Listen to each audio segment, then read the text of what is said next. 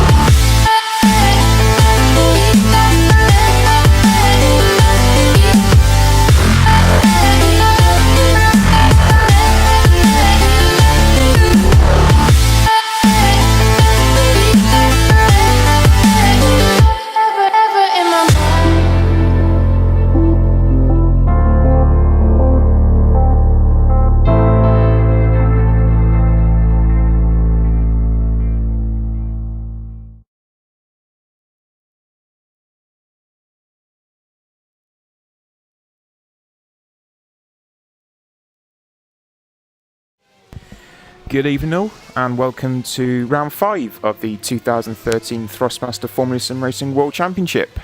Live from Montreal, Canada, with myself, Nick Rowland, and alongside me, Scott Woodwiss. Welcome, Scott. Good afternoon, Nick. Good afternoon, everybody. Welcome to Circuit Gilles Villeneuve.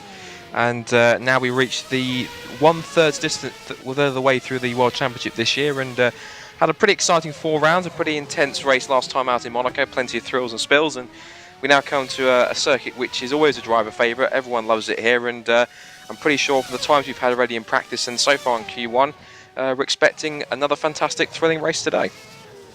We most certainly are. It's been a fantastic opening few races, and we got a complete contrast from Monaco, the very tight, twisty Monaco circuit, to Canada, where it is a high-speed, I suppose it's still a street circuit in some respects, so a high-speed street circuit, as part of it is streets usually. And we're in Q1 at the moment, and it's Morgan Rand leading the way on a 1:14.2, probably one of the quickest times I think we've seen all weekend already.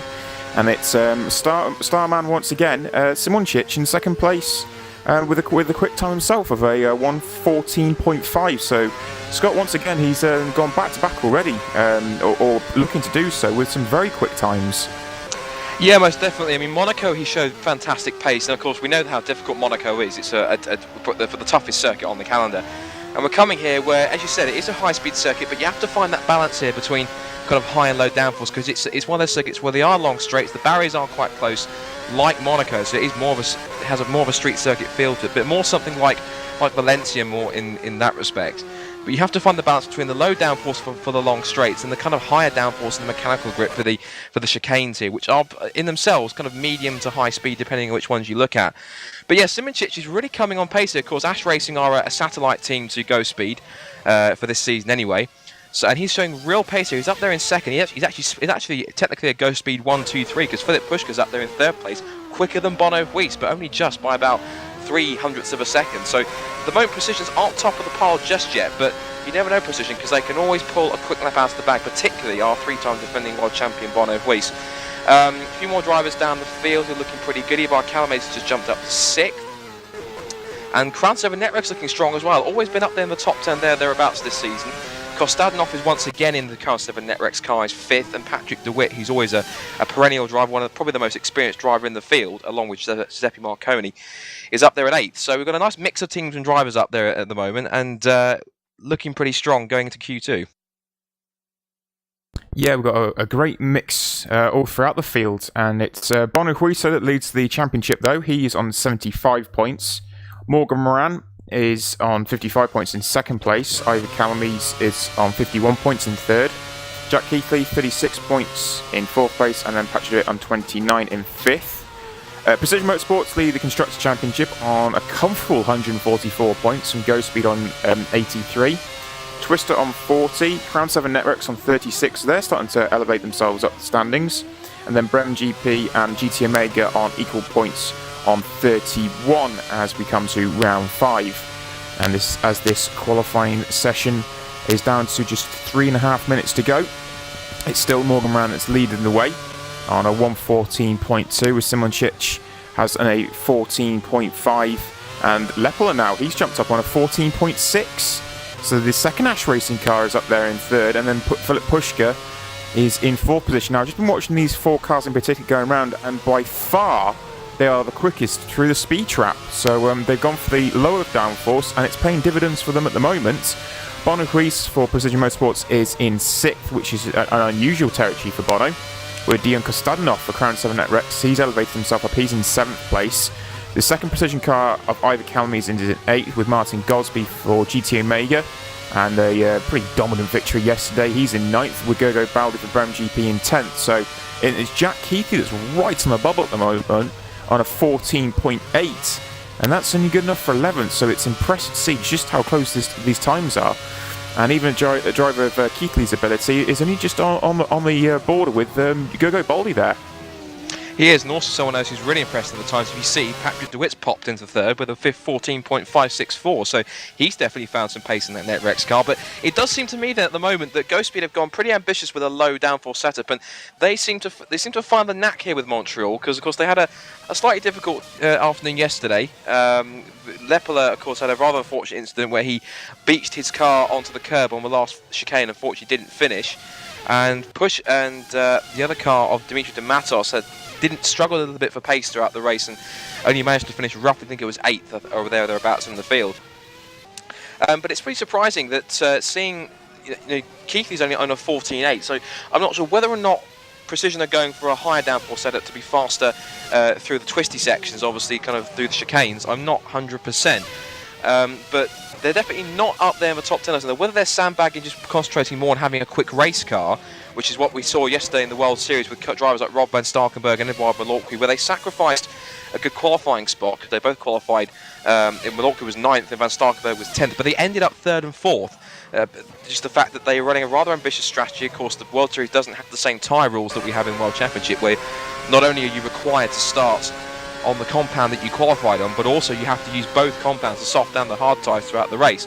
Only the World Championship is bound by those rules. The World Series, you can run whatever you like. And we saw drivers pitting as early as lap 8 with Van Starkenberg, so they were able to kind of, at the early stages, run 2 or 3 very fast stints on the soft tyres, and then through to the end, maybe put a switch onto the hard. And that's what earned them the 3rd and 4th place, along with benefiting from a few other drivers' mistakes.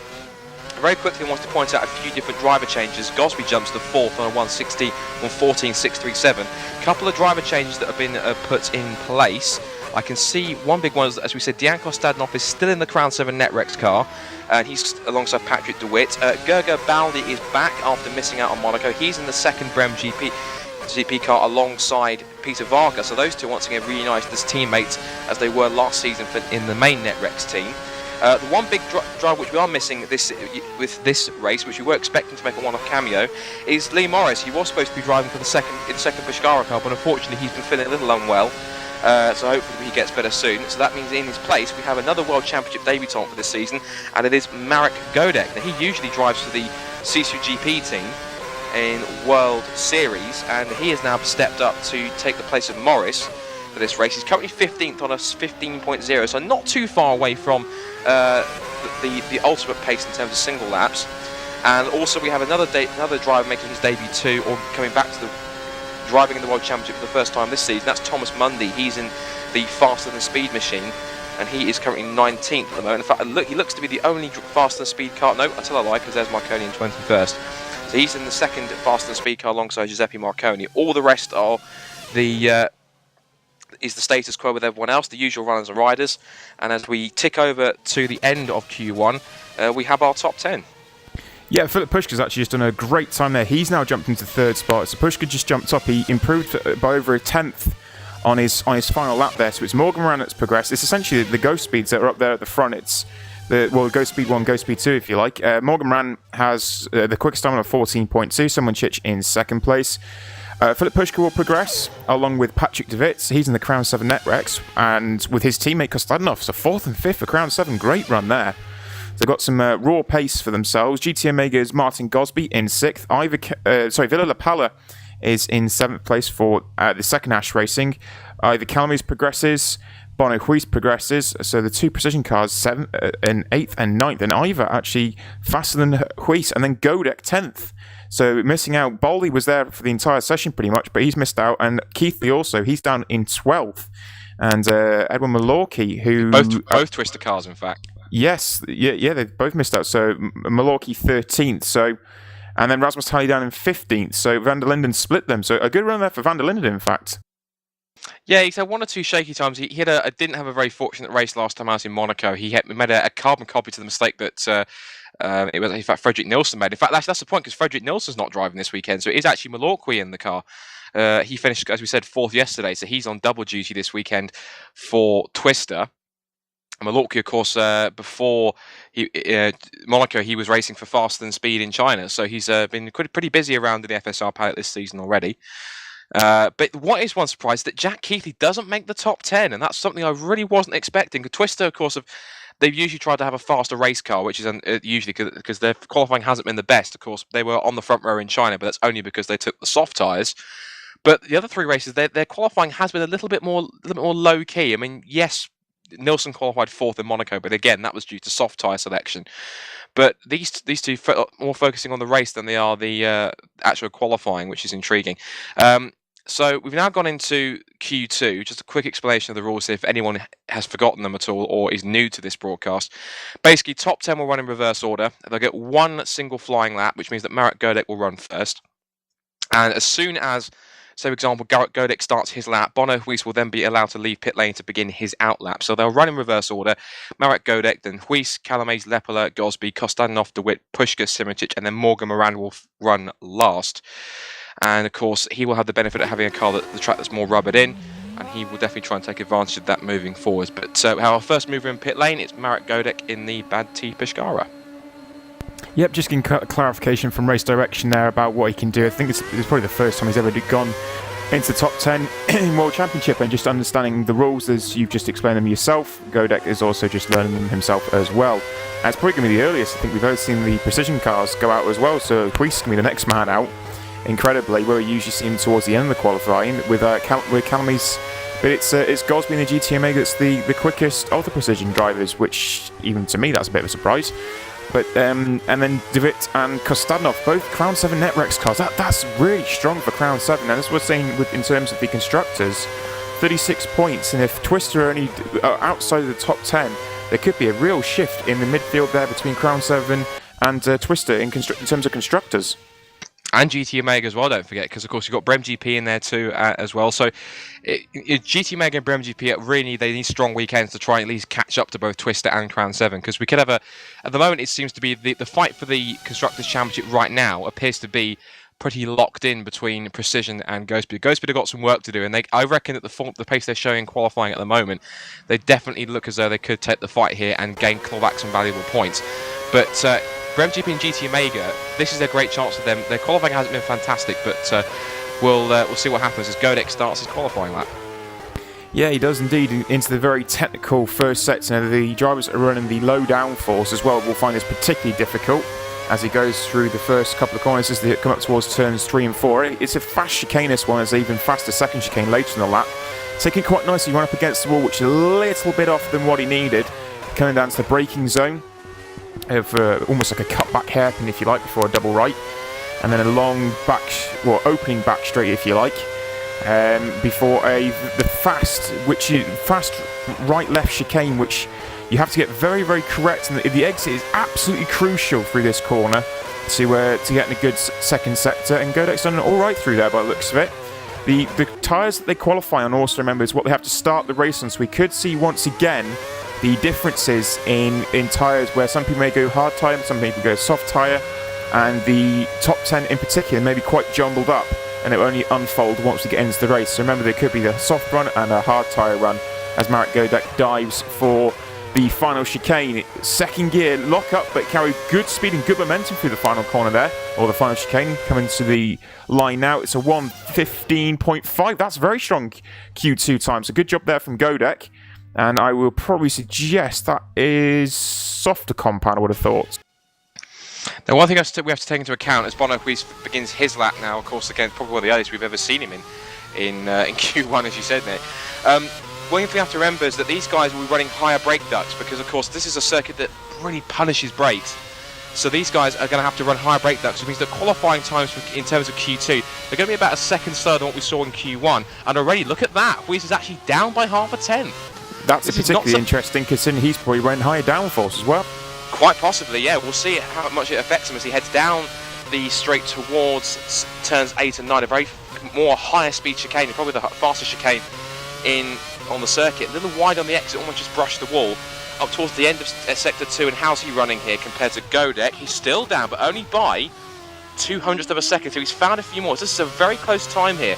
So it seems to be, in terms of setup-wise, Godek and we seem to be running similar levels of downforce. But let's see just how fast he can reach down the long casino straight, down towards final chicane. He's already at 310 kilometers now. Can he touch 320?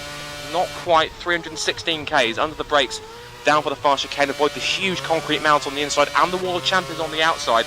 And he sprints towards the line. Has he found any more time in the final sector? Answer to that is no. Yes, he has, by a quarter of a second. So he goes to provisional pole on a 15.2.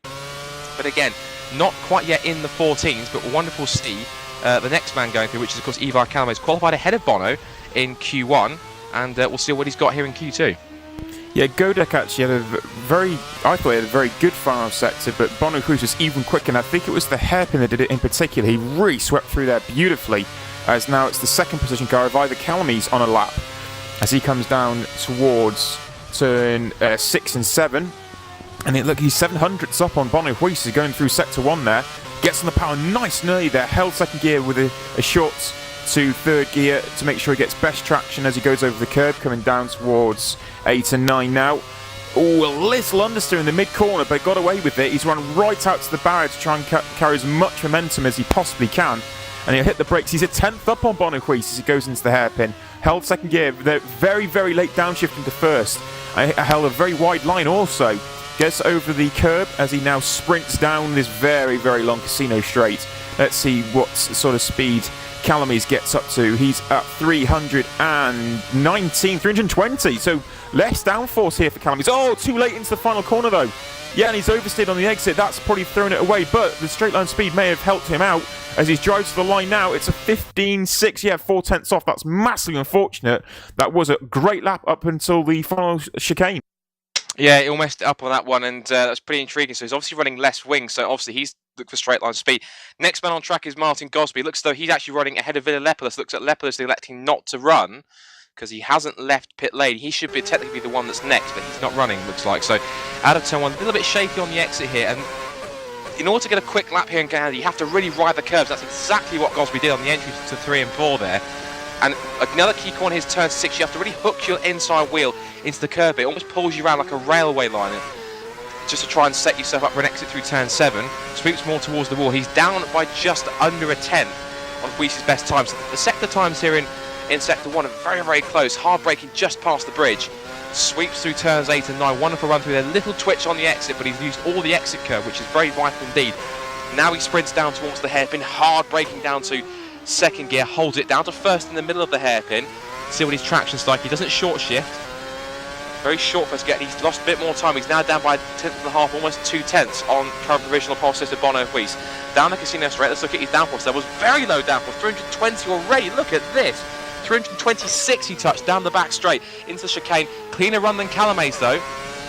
And now he will run towards the line. So how much more time has that found him? It was quicker run down the straight than Calame's, and he's just off by 100th of a second, 15.283 as opposed to a 15.273 from Bono Woodwiss. Very quick time in Gosby, and it was all down to the fact he got a better run through the chicane, and he's also running lower wings, so that could be pretty key. Great time from Gosby. Next up though is the first of the net Rexes. Oh, we've seen 3 precision cars, and that's been all 3 on different levels of downforce. But next up is the Crown 7 Netrex of Dion Kostadinov is the first man out. He's in 8th, and he is now coming into the first chicane. Oh, he's run too much today. He looks like he hit the anti-cut part of it, and it sent him really wide as he comes into the hairpin. He's a 10th and a half off on Woodwiss. He's really struggling, in fact, through there. He's coming down the sweeping... It's like a long sweeping corner. That's before the heavy braking zone of 8-9. And again, a little bit too much. He's taken too much curb. Yeah, and he's run wide again. This has been a bad lap for Kostadinov. It's been a healthy run up to what was Q1, but the Q2 has been a bit of a disaster. 4 cents off on Woodwiss, and he uses second gear, interestingly, for the hairpin. Oh, and huge oversteer on the exit as well, as he now accelerates down the long Casino Straight. Let's see what this sort of speed he can get up to. He's building. It's over 320 we've seen already. Oh, it's way over. 326, 327 to 328. And decides to pit. I don't blame him, to be honest, but that's good straight line speed that he's got there in the Crown 7, but a bit of a disaster of a lap. Yeah, it doesn't surprise me he aborted on that one. It's a very scruffy lap for Kostadinov. Lots of oversteer moments and mistakes. And next man on track, we'll see if the other Crown 7 Netrex car, Patrick DeWitt, who really has impressed with his consistent points finishes and always just having very quiet but very strong results in the season so far. And he's coming to Canada where the two Netrex cars looking extremely hooked up this weekend. Here goes Patrick DeWitt then. He locked up his wheels into the hairpin on his outlaps. That may have caused a little bit of extra wear on the front, but let's see how he deals with turn 1. Slight lock up there into turn 1 and hooks the inside run through turn to another little puff of smoke from the front tyres. And look at the long line of rubbery there, so he actually wheel spin on the exit of turn 2, so obviously he's been a little bit nervous, throws himself over the curbs of 3 and 4, and we'll come to the end of the first sector. Where will this place him in terms of relative lap time? He's down by almost 2 tenths, so this has not been a fantastic run. So all the pace in Q1 seems to kind of slightly fading away in Q2. Uses all the exit out of turn 7, and we'll sprint towards turn 8. He's only going about 310 k's before he breaks down towards 89. Another lock up slightly. It's been tidier than Kostadinov's run so far, but still, I think that the fact that he couldn't get traction on the exit of turn 2 was spoiled it, and he's actually lost another 10th. Huge lock up into the hairpin. That really has compromised his run so far. That's really unfortunate. So he may find himself giving up on this lap as well. We'll wait and see if he completes. Down Casino Straight he comes. Let's look at the straight line speed. Already he's up to 310. He'll touch 320. Just how fast will he go? 328. This time he does continue to carry on. Flicks it right, then left, past the wall of champions on the exit of the chicane. And where will Patrick DeWitt slot in his qualifying time? Cross the line he goes, and he goes third on a 15.658. So not too bad, but probably could have been faster than it did, minus the mistakes. Yeah, now looking forward to this guy. It's Philip Pushka. He's out on track for the Go Speed team. Had a very, very good Q1, and the lap I actually watched him on, he was nearly up on his teammate as well. So this is hopefully going to be a promising run here for Philip Pushka as he comes through the first part. So he goes up to the turns 3 and 4 now. Plenty of curb and carried good speed through there as well. Was on the power nice and early as it comes down towards turn 6 and 7. 10th off Weiss, but that's expected because he has less downforce. We've already seen the straight line speed of this Go Speed in particular. And he's had a good run through the first part of the middle sector. Now it's all crucial. Second chicane. Late on the brakes, drops it into third gear. Oh, a little understeer again in the mid-corner, but got it on the exit. Squared off beautifully on the exit. In fact, didn't even run all the way out to the barrier. 2 tenths. Now that should be achievable to get back. Oh no, he's gone way too deep in the hairpin, in fact. Interesting to see that a lot of these guys are carrying second gear in the hairpin, where the Precisions were holding first. So he's now building speed coming down Casino Straight. It's building up to 324 he hit. So a little bit more downforce, in fact. I thought they were running a little bit less. 324 though for Pushka. Run through the final corner, driving for the line. It's a 1:15.8, half second off. So yeah, that hairpin in particular really cost Pushka there.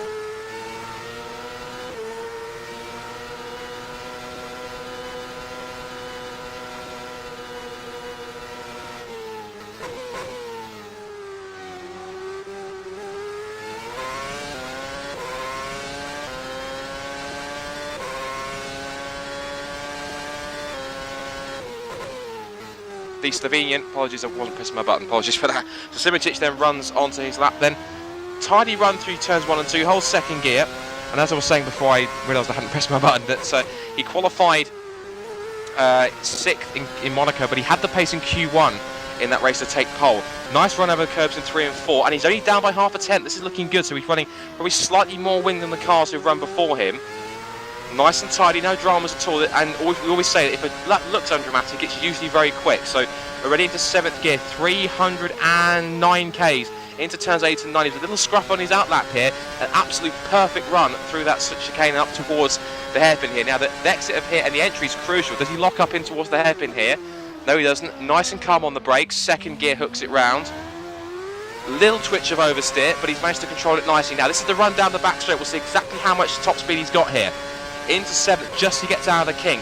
310 up to 320 Ks. He's got pace in him. This is going to be a fantastic lap here. He's only down by 300ths of a second, so Jaakko Simičić is gunning for pole position. Lovely, tidy run through the chicane, absolutely spot on. Uses all the exit. Jaakko Simičić, can he get pole position from Bono Woodwiss? The answer is no, he can't. Off just by a tenth and a half, but he puts himself 3rd on a 15.4. And really, I think Simičić got everything he could out of that car.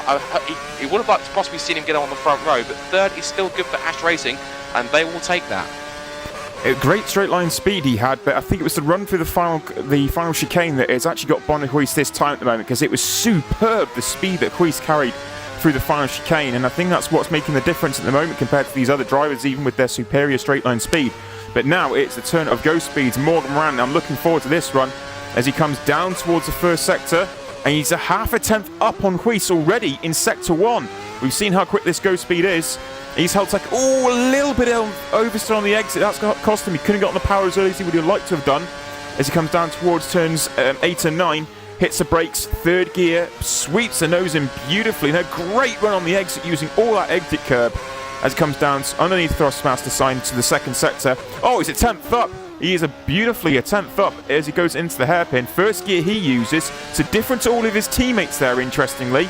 Powers on nice and early as well. He swept round that corner very, very well, as did Morgan Moran. He's building speed now. What's he going to be touching? 330 kph. Hits the final chicane. Good on the exit again as well. Was on the power quite early, not as early as Woodwiss was. Driving for the line.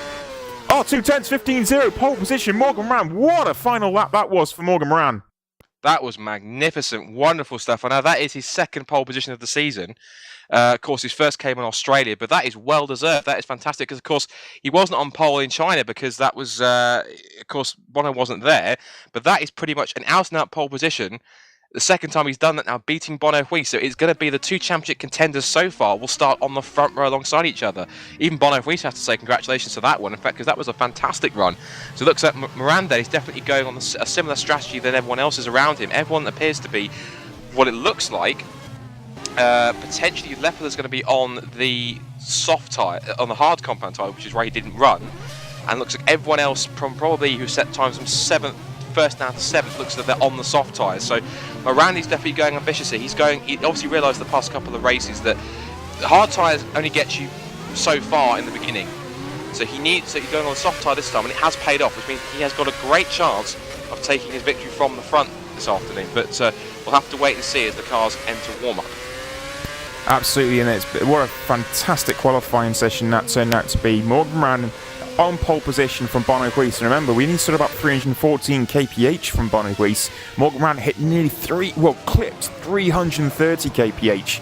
There's a huge speed differential between Woodwiss and Moran around this Montreal circuit, but Martin Gosby impressed with a 3rd position for GT Omega. Simičić in 4th for Ash Racing.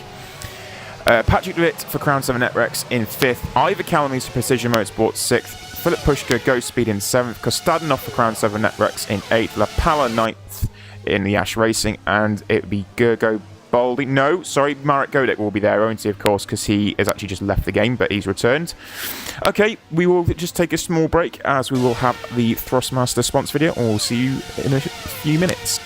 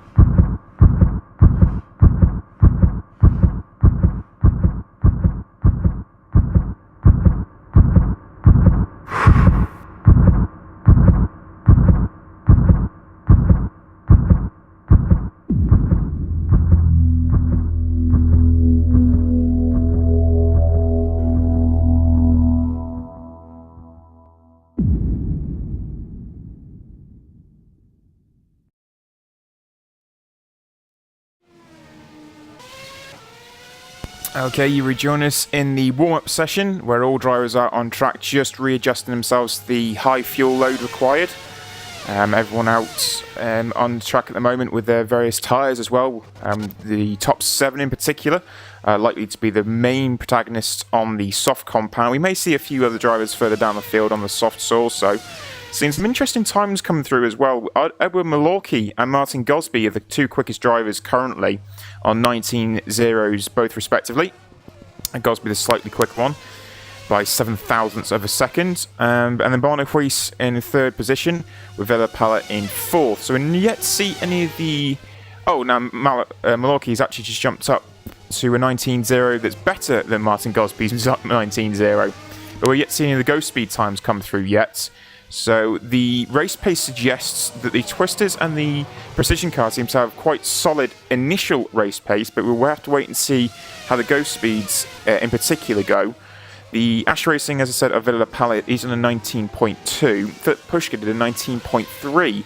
So the ghost speed in comparison to what the downforce levels suggest is that maybe with the higher downforce here, Scott, with the heavier fuel, that may have some significance in the early running. It could. I mean, the thing which is key is that, especially the Twister cars, yesterday, particularly Malorky, yesterday in the World Series was a good example. Malorky and Burlak, it showed in the qualifying when, yes, Burlak qualified on the front row yesterday and Malorky was 9th, as we said. But the key thing was that their cars, as I said earlier on, were very, very strong in the race, and that's what got them a 2nd and a 4th yesterday. So Twister, even though they're starting lower down the field, they've always got a tendency to kind of not be too fussed about qualifying because they're always able to make up places in the race. So that's going to be pretty key to watch for them throughout the race, both Malorky and Tali. Quick note about Moran is that he's going to want to try and you want to kind of avenge what happened last year because, of course, he was driving for what was then ATR. And he had to start from the back of the grid because he unfortunately had a grid penalty for some incidents in the previous race in Monaco last year.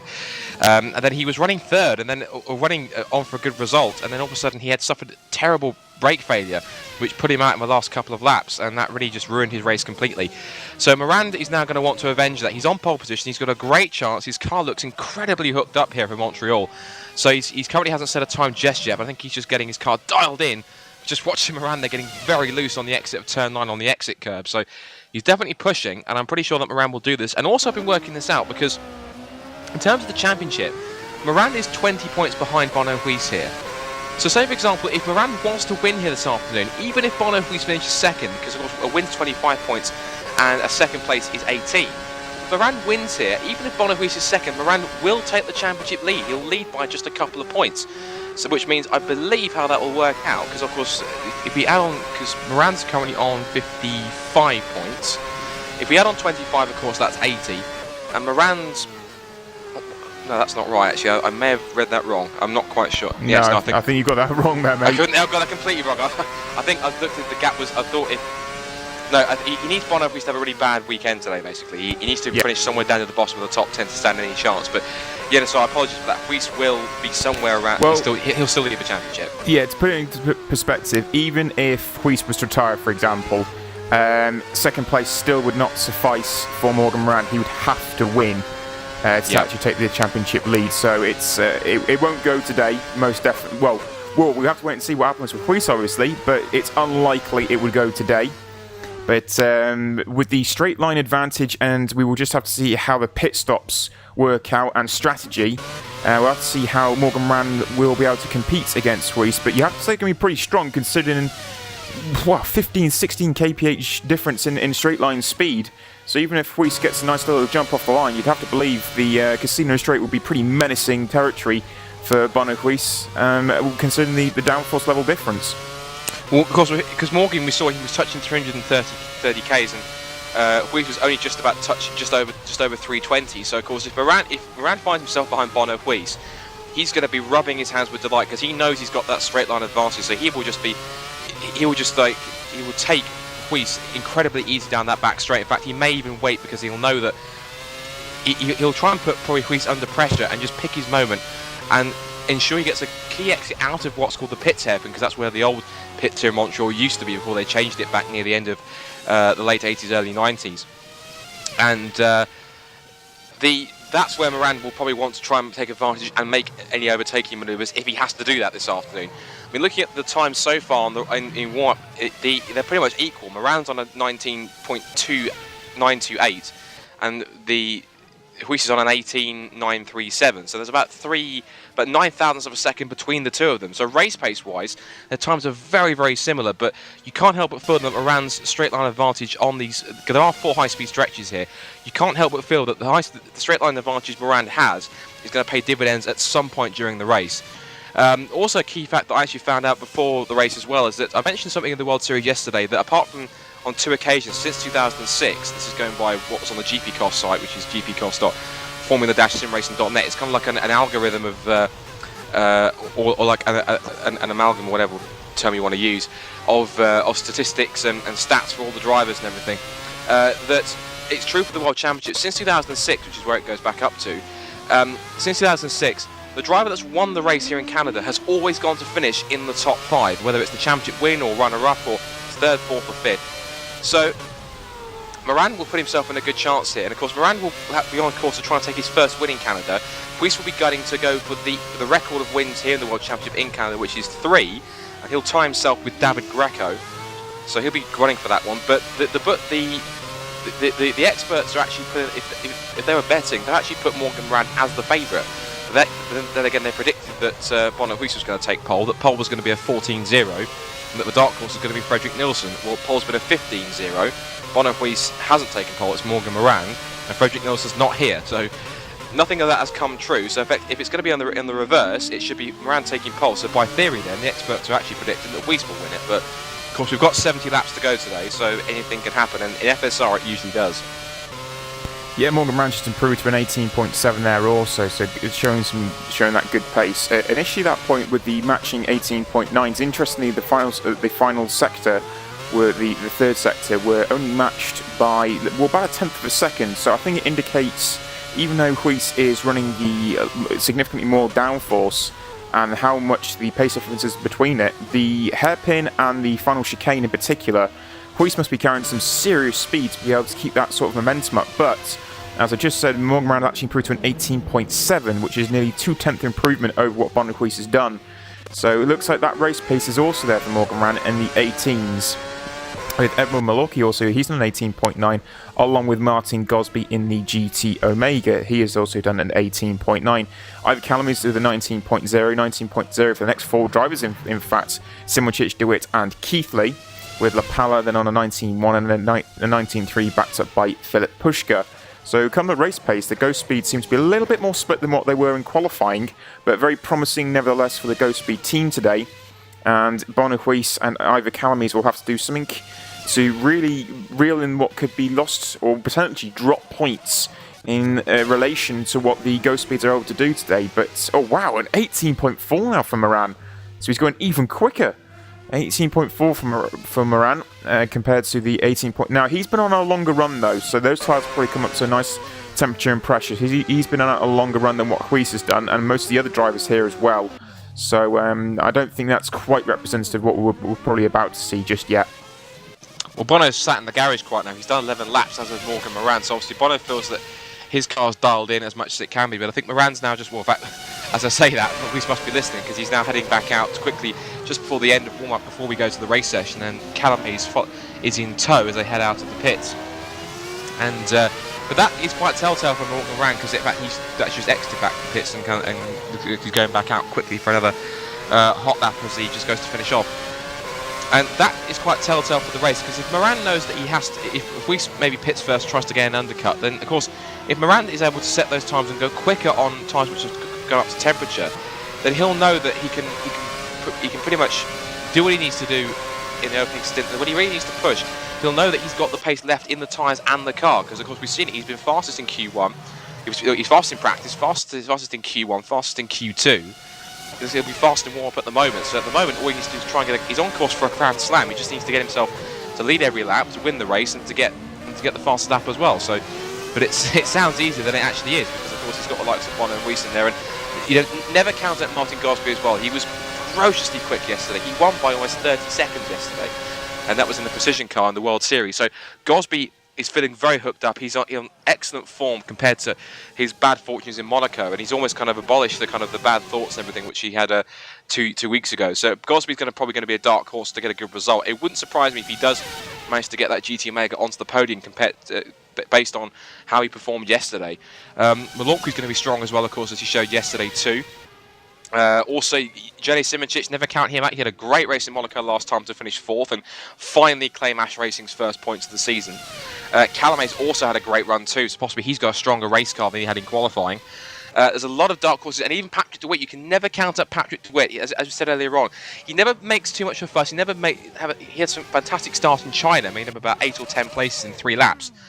But he's always pretty strong in the race. He's always there and gets the car to the end, and he's in great positions.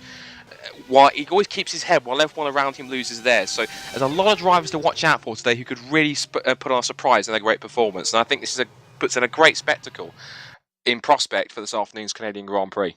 Attention grid, all non-essential personnel leave the grid now. It most certainly does, and I think one of the most significant things is something you just said before there was undercut, and that is going to be key to today's race, is significantly the tyre strategy. Strategy will be king here today. It's unbelievable just how much that strategy will play out and how it affects various drivers and the choices they make throughout the race, and also then relating to traffic if they're on a lower downforce or a higher downforce setup. So the strategy today will be very, very crucial, and it's going to be great to see who can actually negotiate that. Attention grid, all non-essential personnel leave the grid now. So just a good reset there by the looks. I think it was Gergo Baldi was out of position by the looks of it, but he's been that's been rectified now. He's been put back into 11th position for Brem GP.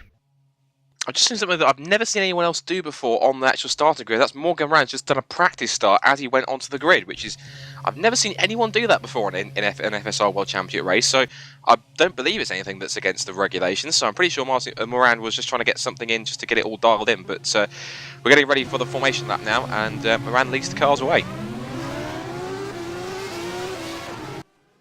Yep, the car's being led away there by pole position around Morgan Rand, who did the most astonishing time, and the final sector as well for Morgan Rand really, really dialed that in very, very sweetly.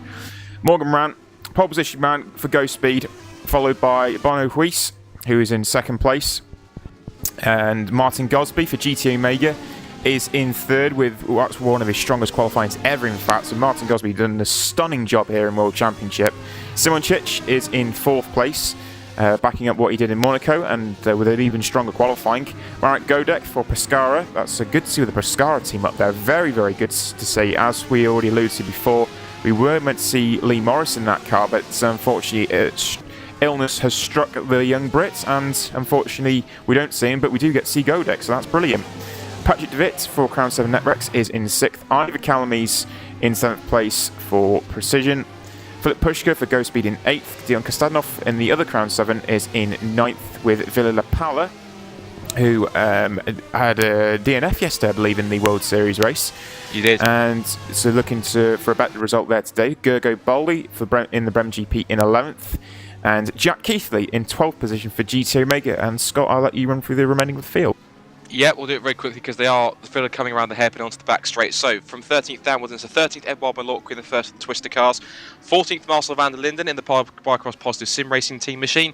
15th is Rasmus Talia. Another disappointing qualifying for him, but he's always a little bit stronger in the race for Twister. 16th Moises Rondon. Great result for Jasco Spain PSR, always improving race by race. Eros Masculi, again, struggling in qualifying on his 17th. Peter Varga, again, really hasn't been that impressive this season so far in 18th. 19th is Thomas Mundy in the Fast and Speed car, stepping in for his debut. 20th is going to be Zuhaitz Cabo in the second Jasco Spin PSR machine. And then rounding out the back of the grid, and 21st is the stalwart of Fast and Speed, Giuseppe Marconi. And at the back of the field is Blair Disley in the second Bicross Positive Sim Racing car. And we're all set for the last couple of cars onto the grid for our 70 laps of Montreal.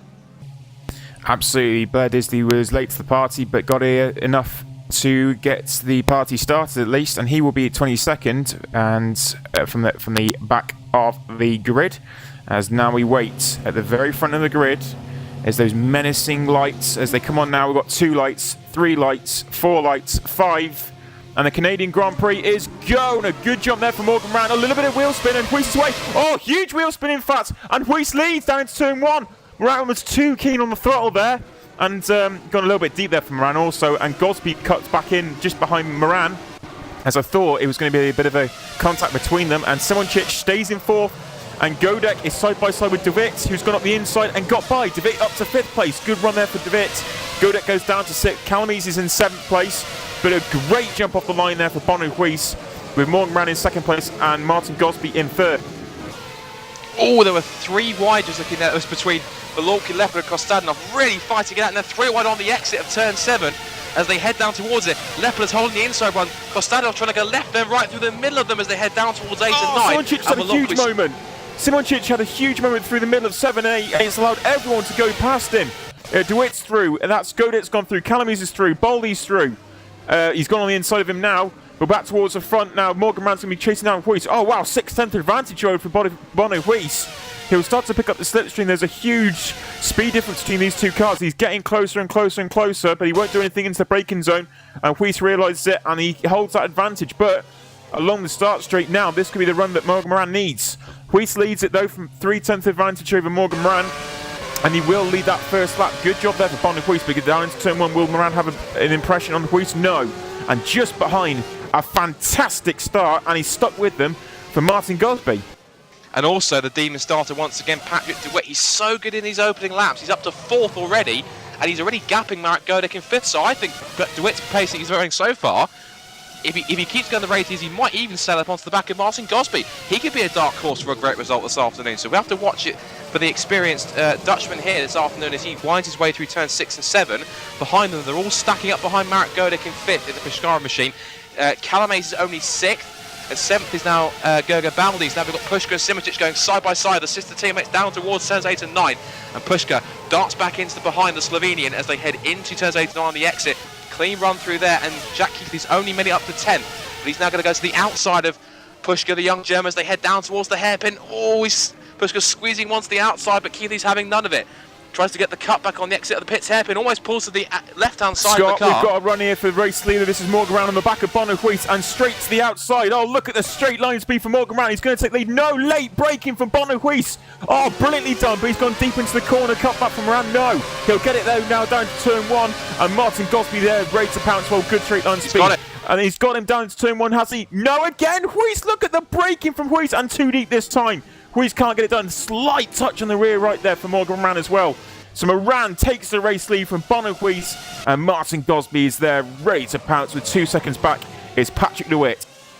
And that was magnificent. Moran, he forced something which we hardly ever see, and that was a slight mistake from Bono Weiss. He ran too deep into turn 1, and Moran didn't give up the issue. And even though he didn't get past on the entry into the far chicane, he stuck there right onto the gearbox of the 3-time world champion, and he actually forced him to run deep into that first corner. So fantastic driving from the pole sitter. And Moran is now going to try and pull away because he knows he's got that straight line advantage, and it paid dividends there. So now Gosby's going to have to try and do something. He knows he can't fight too hard because he is his sister teammate in front.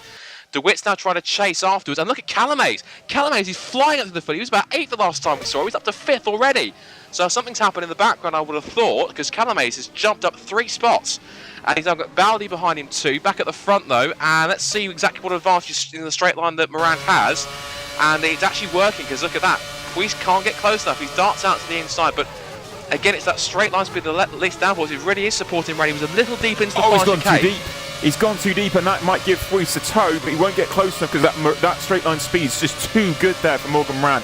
But Martin Gosby, though, he's got some good straight line speed, and he closed on Weiss, but did not have a good final chicane like Weiss did. And Weiss, in fact, is now all over the back of Morgan Moran. But that's significant, the fact that Moran's passed him, because he can just defend like crazy due to the fact he's just got better straight line speed.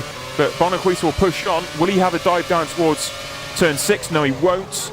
Very, very low on the brakes once again. We've seen how good Bono is on the brakes with that higher downforce, and Martin Gosby is there just ready to pounce whenever needed. 4 tenths behind. In fact, if Gosby can get quite close to Moran, he may start to do Weiss a favour as well. So we'll see if there's anything plays out, because we've already seen Martin Gosby, especially from yesterday, which appears to have carried over to today, is he is running at less downforce than what Weiss is. And this is great. We've been waiting for this all races. Oh, Bono tries to go to the outside to try and get the cut back to the hairpin. But this is what we've been waiting to see all season. We got a brief glimpse of it in Bahrain, but it's the two championship contenders from last season and looks to be for this season, going wheel to wheel for the race lead with Martin Gosby also in there in tow. So that, as we said, that momentum from yesterday in the World Series has definitely carried over, and he really is giving these two some headaches and something to think about, because he knows that if either of these two get involved with each other and they cause a mistake for either one or both of them, he can pounce and potentially get himself into the race lead. So he's sticking with them. Great pace so far. DeWitt still gapping in fourth. Gergo Baldi's got past Calamaze now. He's into fifth now, and he's actually pulling away from the precision. So Calamaze doesn't seem to have too much pace in this afternoon in the early Simoncic nearly had a dive into turn one then on Calamaze as well.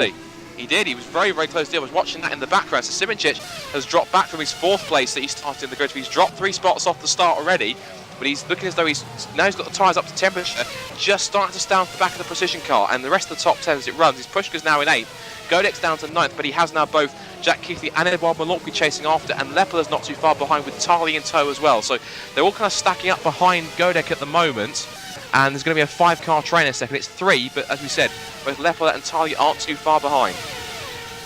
Yeah, and you can see how hard these two precision cars push, well, the Precision and the GT Omega, sorry, behind Morgan Moran. They're both locking up quite heavily, but Moran is keeping steady in the race lead. Gosby gone very, very deep into the hairpin there, but got the cutback nicely done, and he will close gradually on them. 19.2 from Morgan Moran, 19.5 from Huis, 19.0 from Martin Gosby, so good pace there for Martin Gosby at 19.0. Some great race pace. Obviously, he's picked up the toe there as well, which is pretty significant. Oh, he's slightly tagged the wall there. He's very, very pushing. And looking back, we've got Keithley on the back of Godek. We said this train was going to form now. If we can get a shot now looking back from Godek down the pit straight, if my broadcast director can hear me on this one. Looking back now at Keithley as they close in towards turn 1, and just behind, there's Lepela, there's Malorky. Lepela's closed right in as well, and he's brought Tarley with him, so this could be tricky. Oh, huge slide from Keithley on the exit. Very premature on the throttle, and that's cost him now a few car lengths on the back of Marek Godek in the Pescara team car. So now Godek's got a bit of breathing space here in 9th as they head down towards turn 6 and 7. But you can see Keithley's really pushing hard. I'm not sure if that's frustration or whether he's just trying to get himself up to the foot and a bit eager to get on the throttle, because he's down in 10th, and Keithley, I don't think he's having a bit of an off weekend at the moment because he didn't make the top 10 in qualifying, and he's now trying to pay. He's paying for it in the race here because he's now struggling to even get past Godek. So we'll have to keep an eye on Jack to see exactly how he performs right now. He'll also have, if he's not too careful, both Twister cars and Lepela to deal with if he continues making mistakes like that.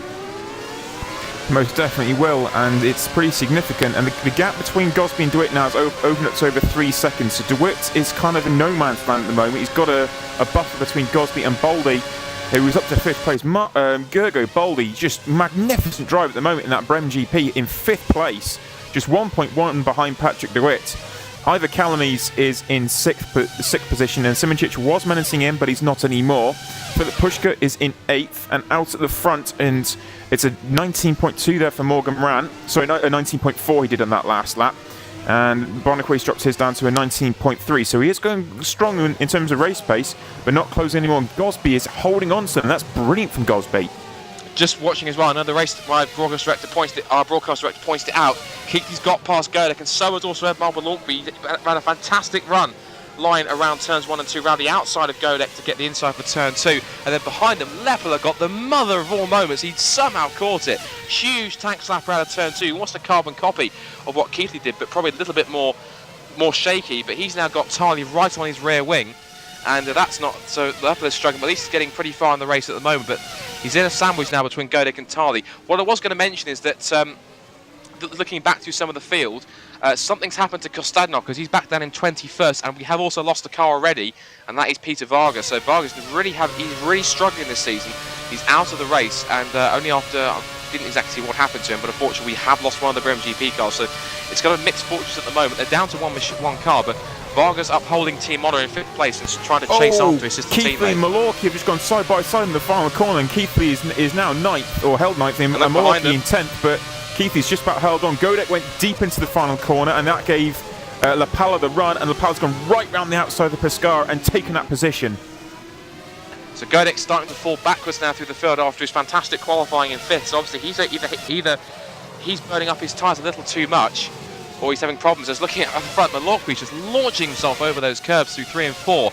He's absolutely on it. And just you see on the side, of course, it does say Nilsson on the side, but it does say it's not Fredrik Nilsson driving, and it is the Spaniard Eduard Malorquis, who usually races in the World Series for Twister, but of course he stepped in for whatever reason that Fredrik Nilsson isn't able to attend today. I didn't get any information from Twister at all as to why he's not here, but Malorquis doing a fantastic job and kind of mirroring what he did it for Fast and Speed in China. He put a fantastic performance in there too. Yeah, I remember he ended up in the top 10 and some points for Fast and Speed, which was actually a great result. So he's trying to uphold Team One. He is the best placed Twister car because of course Tali's back in 13th, and he's going to be the next man to try and relieve Marek Godic of another place, and that's going to be for 12th position, that pass. Looking back to the front quickly, and now look at this. Ruiz is now really closed onto the back of Moran now. The gap as we go across the line is only 0.3 of a second, so Ruiz has found some pace. Either Moran's made a mistake or Ruiz has really found something. Now he's got his tyres up to temperature. No, there was a huge pace difference there. It was a 19.7 from Moran and a 19.3 from Ruiz. That was the difference there. So great pace here for Bono Ruiz at the moment. Martin Gosby is now fallen off the back of these guys. He's out to 1.5 seconds behind, but still going strong. Got to give credit for that GT Omega driver. He's going well at the moment. And Bono Ruiz is all over the rear wing of Morgan Moran at the moment. He's really pushing him to the absolute limit of that Ghost Speed car. And Ruiz is probably pushing his position car a little bit further than it needs to go. But nevertheless, he is pushing on and he's getting very, very close. Moran's going deep in some of these chicanes, and I think that's what's causing him the bad exits, because Ruiz is getting great runs out the corner. But of course, by the time... Oh, dive! A huge lunge up the inside for Bono Ruiz. What a move! A slight tap on the inside of that, on that side pod there for Bono Ruiz. A huge lunge down the inside. He couldn't get it done. Moran got the drive. Now he's in the slipstream. He'll just sit there because look, Moran's pulling away. Oh, he's not now. He's getting closer and closer and closer. Dive on the inside. Does he final corner? Yes! On the inside, second gear, lock up. Cut back from Moran though. No, look at the drive. Look at the drive for Ruiz. He's going to lead the race. Awesome move there for Bono Ruiz. That was opportunistic as you like. That was magnificent stuff. Moran's going to try and dive it back up the inside. Huge lock up. Goes almost too deep into turn 1, and that could possibly be Moran trying to get a little bit desperate to try and get past, but I agree, what a move that was from Bono Ruiz. He absolutely goes, oh, and a huge moment for Moran as well. That's exactly what we've seen both Gosby and, Keithley and Lepela do. So either Moran's burnt up his tyres already, or he's just really starting to struggle, and he's been a little bit rattled by Bono Ruiz, because that move up the inside of the island hairpin would have definitely caught him by surprise. He would have not have expected that. He knew Ruiz was close, but he definitely wouldn't have seen Ruiz making a dive like that up the inside. He tried to hold it on the outside and just about got in front, but Ruiz did, as you said, just sit there, picked his moment, slotted it right up the inside into the final chicane and made the move, and he left Moran to stew over it. And now look at the pace Ruiz has. Looks like he's taken a little bit better care of his tyres in these opening few laps, and that's what allowing him to pull away. Now what's going to be interesting here is, of course, we know Moran's running less wings, so let's see whether or not he can try and do something about it. I've got a feeling we're going to have 2 pit stops here. Looks like Moran's lights come on, and so is Gosby, so we could get a double stop here. Moran, Ruiz looks like he's going to carry on. He's got great pace. He's pulled 8/10 over Moran already. Bono Ruiz into the final corner. He does. Out straight into the pit lane goes Moran. Where's Gosby? Oh, Gosby's gone through as well. He's carried on. He's carried on. So into pit lane comes Morgan Moran, the first one to blink, and he's pitted very, very early on lap 10. Simincic is in 2 from 8, and also Gergo Baldi, I think, no. The Gergo Baldi's carried on, so Simincic is into the pits. Anyone else coming through, watching through? Yes, Godek's in from 13. Marconi's up to 40. He's having a great little race as well. He's managed to capitalise on a few. Oh, this is going to kill Moran. Look at the traffic he's about to come out onto, because Keithley is going to go through, is he? He is! He's got through! That's Keithley through, and Malorqui's ready to pounce as well. Defensive driving from Keithley straight away as well. This is going to help Bono Ruiz no end. And Keithley's defending like absolute crazy, and he is defending, and Malorqui's trying to make a move down towards turn 6. Will he dive on the inside? No, he doesn't. Keithley defends for Moran though. Oh, he's touched the back of him. That's Malorqui on Moran. So little moment there for Moran and Malorqui. Lepela is ready to pounce as well, the Finnish driver. And Keithley's defending because Moran's got that straight line speed. He'll brake later, will he? He does brake very, very late. Oh, they're side by side going through 8 and 9. But Keithley's held on to it. So the GT Omega doing great defensive work here. And he's oh, wow, massive moment there as well from Moran again. Look at Malorqui. Completely sideways. Malorqui's ready to come around the outside of the pair of them, it looked like at one stage there. Good drive from Moran. That's like better tyres for him working. And Malorqui's going to have a run on Keithley now. Moran's actually made it through, so he's down to 7th. And that time will have definitely cost him because he knows that what's going on. Bono Ruiz in pits. Bono Ruiz is pitted. Yes, he has, yeah. So Woodwiss is into the pits, then race leader Woodwiss is through. This is going to be key. What's the undercut going to be like? Woodwiss is already away. Moran's out the final chicane. This is going to be key because, of course, the exit of pit lane, it bypasses turns 1 and 2. He's just seen him. He's just seen he's flown by him. Has he gone through? This is going to be close. No, Woodwiss leads. Woodwiss leads. That was a great exit there from Woodwiss. He probably saw him just in the corner of his eye. You'll see the glimpse of the black and red, and he's able to hold on to it. So Woodwiss has come out to a 1.2 second advantage. That defensive work from Jack Keith has helped Woodwiss absolutely superbly, and it's broken the toe that Moran was likely to have. Woodwiss now needs to sprint away and make sure that he does not close that gap. Oh, just watch. Martin Gosby just had a huge moment on the exit of turns 8 and 9.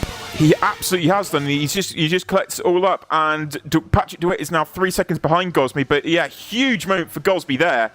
And he'll want to push on because at 1.2 seconds behind, Gosby may be close to Morgan Moran.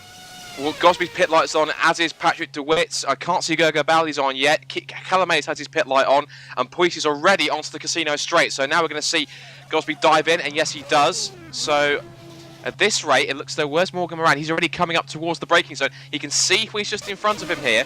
But I agree, all that defensive work that Keith does, all attractive. Yeah, Calamaze is in. So Woodwiss is going to go through. Gosby. DeWitt's carried on. Only just been serviced, so Moran will still comfortably have it. Okay, so that cost him a lot more than I thought. So Gosby is going to come out behind. Oh, now will he get in front of Keithy? This is going to be crucial for his race. Can he get in front of Keithy? Yes. He does. That's crucial. He can now chase down Morgan Moran in 2.4 seconds. So that actually cost him a lot of time, that big moment through 9. So now Martin Gosby will have to try and chase down Morgan Moran, and it's 2.4 seconds. The gap between Woodwiss and Moran is 1.4. So Moran is closing on Woodwiss, but Woodwiss will start to close on Gergo Baldi and Patrick DeWitt. And Baldi's really close on DeWitt, in fact. This is great for Brem GP at the moment. Well, DeWitt's got his pit lights on already. I was expecting him to come in because he did have it on last time around. So DeWitt looks as though he's going to be coming to pit road this time. I can't see Gergo Baldi's just yet. If I look on his inboard steering wheel, hasn't come on just yet. He may put his pit request light on down the back straight if he gets close enough, but we'll see exactly what kind of a run that the Hungarian gets down the back straight. It's Clouds and Netrex versus Brem GP. Remember, these two are satellite teams because Netrex is the main team. Brem GP is kind of like the team for both Baldi and Varga at the moment as they head into turn 1. And DeWitt carries on again.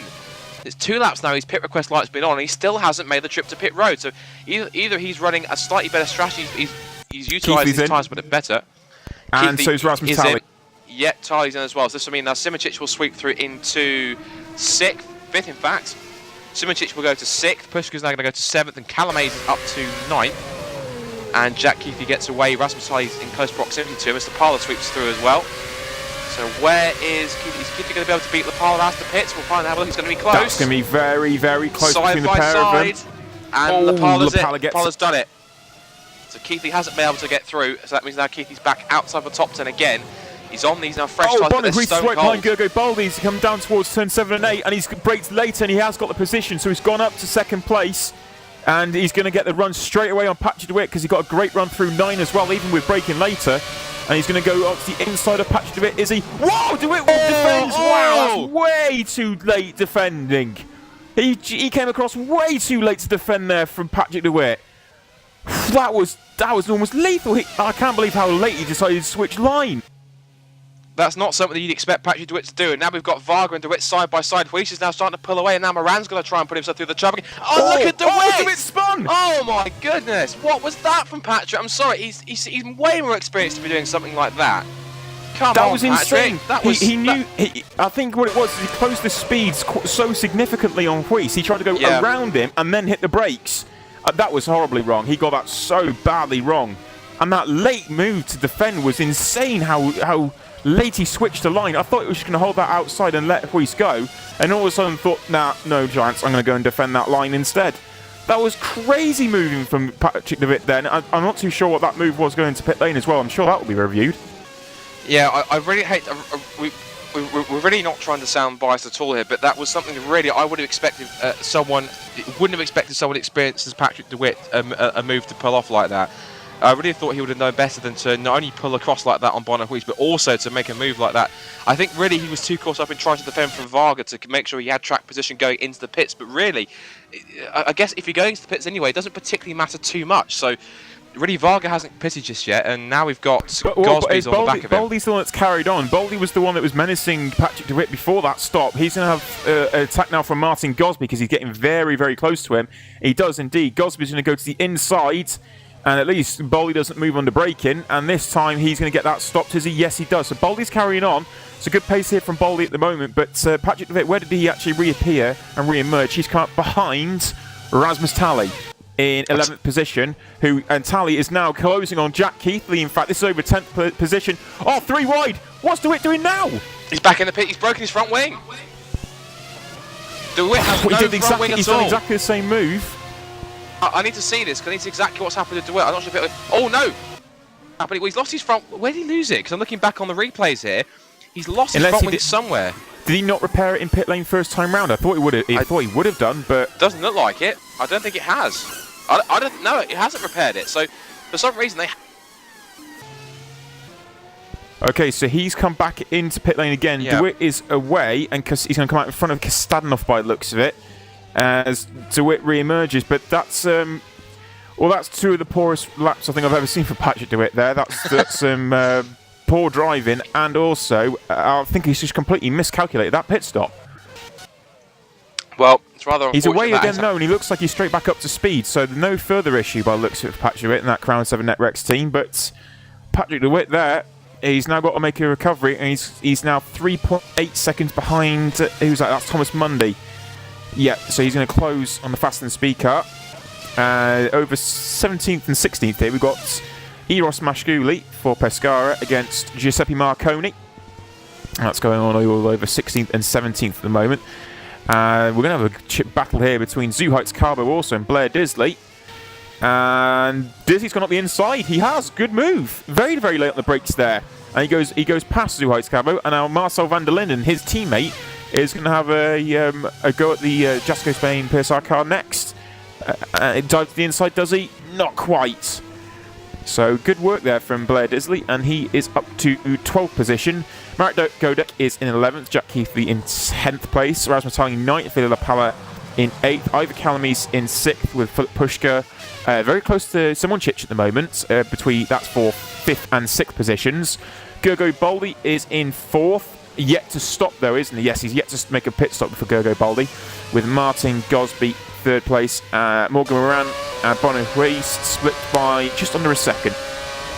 Yeah, I've been watching Bono Huist and Morgan Moran. It seems to be Moran, that straight line speed we've been talking about all afternoon so far, it really is doing Moran some favours here because he majorly closes up, particularly in that last sector where straight line speed is key. A little shaky exit on the final chicane, but if you see the gap here, it's 9 tenths, now it's down to 6, and he's making that time up all in the last sector where the straight line speed is key. So I think Moran is putting himself in a great position here to try and pass Bono on track. And what's great is I saw it earlier on. We've seen these two. We've waited to see these two battle properly on track. We saw it briefly in Bahrain, but these two now are fighting it out wheel to wheel for the racing. They match each other for pace right now, and it's exactly what we've been hoping for. I think Huist is even happy because he's got someone to play with up the front now. I think he's been lonely the past couple of races. He's got no one else to try and challenge him. So now he's got Huist up there, round up there to battle with him. I think he's pretty pleased right now, and I think everyone else watching is too because we've now got a fantastic fight for the lead, and it has the potential to go on all race long. And good work from Gergo Baldi in the Bremen GP as well. He came out in front of Rasmus Tally in the Twister Racing on those fresh tyres and only has 2.3 seconds to make up on Villa Pala and 3.2 on Ivor Calamise. So that's worked out very, very nicely for Gergo Baldi, who's the man on the freshest tyres on the circuit at the moment. So let's see if he can start to put in some good times, and he should start to close on La Pala and Calamise quite soon. As Pushka is closed right in on Simončić. Now, I don't see there being a massive battle going on between these two. I seriously doubt anyway. Simončić against Pushka. Oh, Simončić has gone defensive. He has. But Pushka has got the racing line, if you like, into... Oh, there we go. He's backed off. Yeah, Simončić is backed right off. Pushka goes into the final corner. And up to 4th place. Go Speed are 2-4 at the moment.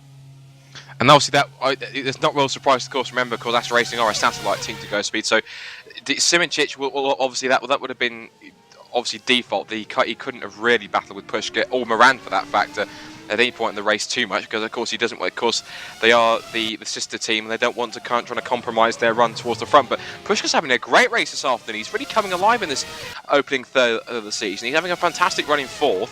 He's got a gap of about 9 seconds or so to make up, so that's going to be pretty key. looking quickly back at the front, and look at how Morgan Moran's closed. The gap is now just a fraction over 0.6 of a second. So Moran here is just closing in bit by bit. He's got a fast overall lap as well. But Huis's best lap of the race is an 18.2 and 18.0 there for Morgan Moran. 18.1 for Martin Gosby. So pace-wise, Moran and Gosby are doing very well. I'm exceptionally impressed with Martin Gosby to be only 2.6 seconds after 19 laps behind Huis and Morgan Moran. Martin Gosby really stamping his authority on this particular event and showing what he is made of, and having a wonderful, wonderful run at the moment for Martin Gosby in the GT Omega. And look at how Moran's really close now. The back track, the gap is now just 0.4 of a second now. It's 0.399 to be exact. And Moran is now right on the gearbox of Huis once again, and we've now got the fight for the lead once more. Sorry, Calamies against Lapala. That's changed your position. Lapala's gone up the inside of Calamies, and Lapala's into 6th position. The Finnish driver's moved up past the Estonian. So Calamies is in 7th place now, and look who's pounced him up behind. It's Gergo Baldi on those fresh tyres, and he's actually brought Rasmus Tally with him as well, so Tally's having a good, strong race at the moment. Keith Lee is 5 seconds off this little battle that is starting to turn to a bit of a four-way scrap eventually. But Gergo Baldi, he's over a second a lap quicker than these guys, in fact. He's done an 18.6 to a 19.5 from Calamies and an 18.4 for Lapala. So, he's in fact gone a second quicker as well. So Calamies is currently the one that's not got the strong pace like these two have.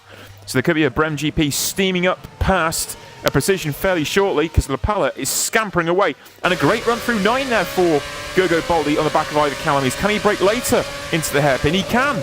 And he does brake very, very late. Too late, in fact. But he'll get the cut back. Will he? Yes, he does. Drives all the way around the outside. The first one that gets Lapala's toe is going to get this, and he's got it straight away. Gergo Baldi moves up to 7th. Just watching here, I just saw again how Moran closed down the back straight. He's now once again right on the back of that car. 0.3 of the gap now as it went across the line. And you saw the speed. I was watching the speed difference. Moran, you just saw him just eating into the gap that was in front of him with Huis, and you can see it's agonising because he's so close. He's right there.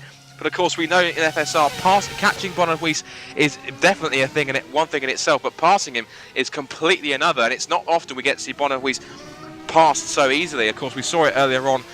Down the back straight, where everyone's been taking advantage with the straight line speed advantages and the low downforce.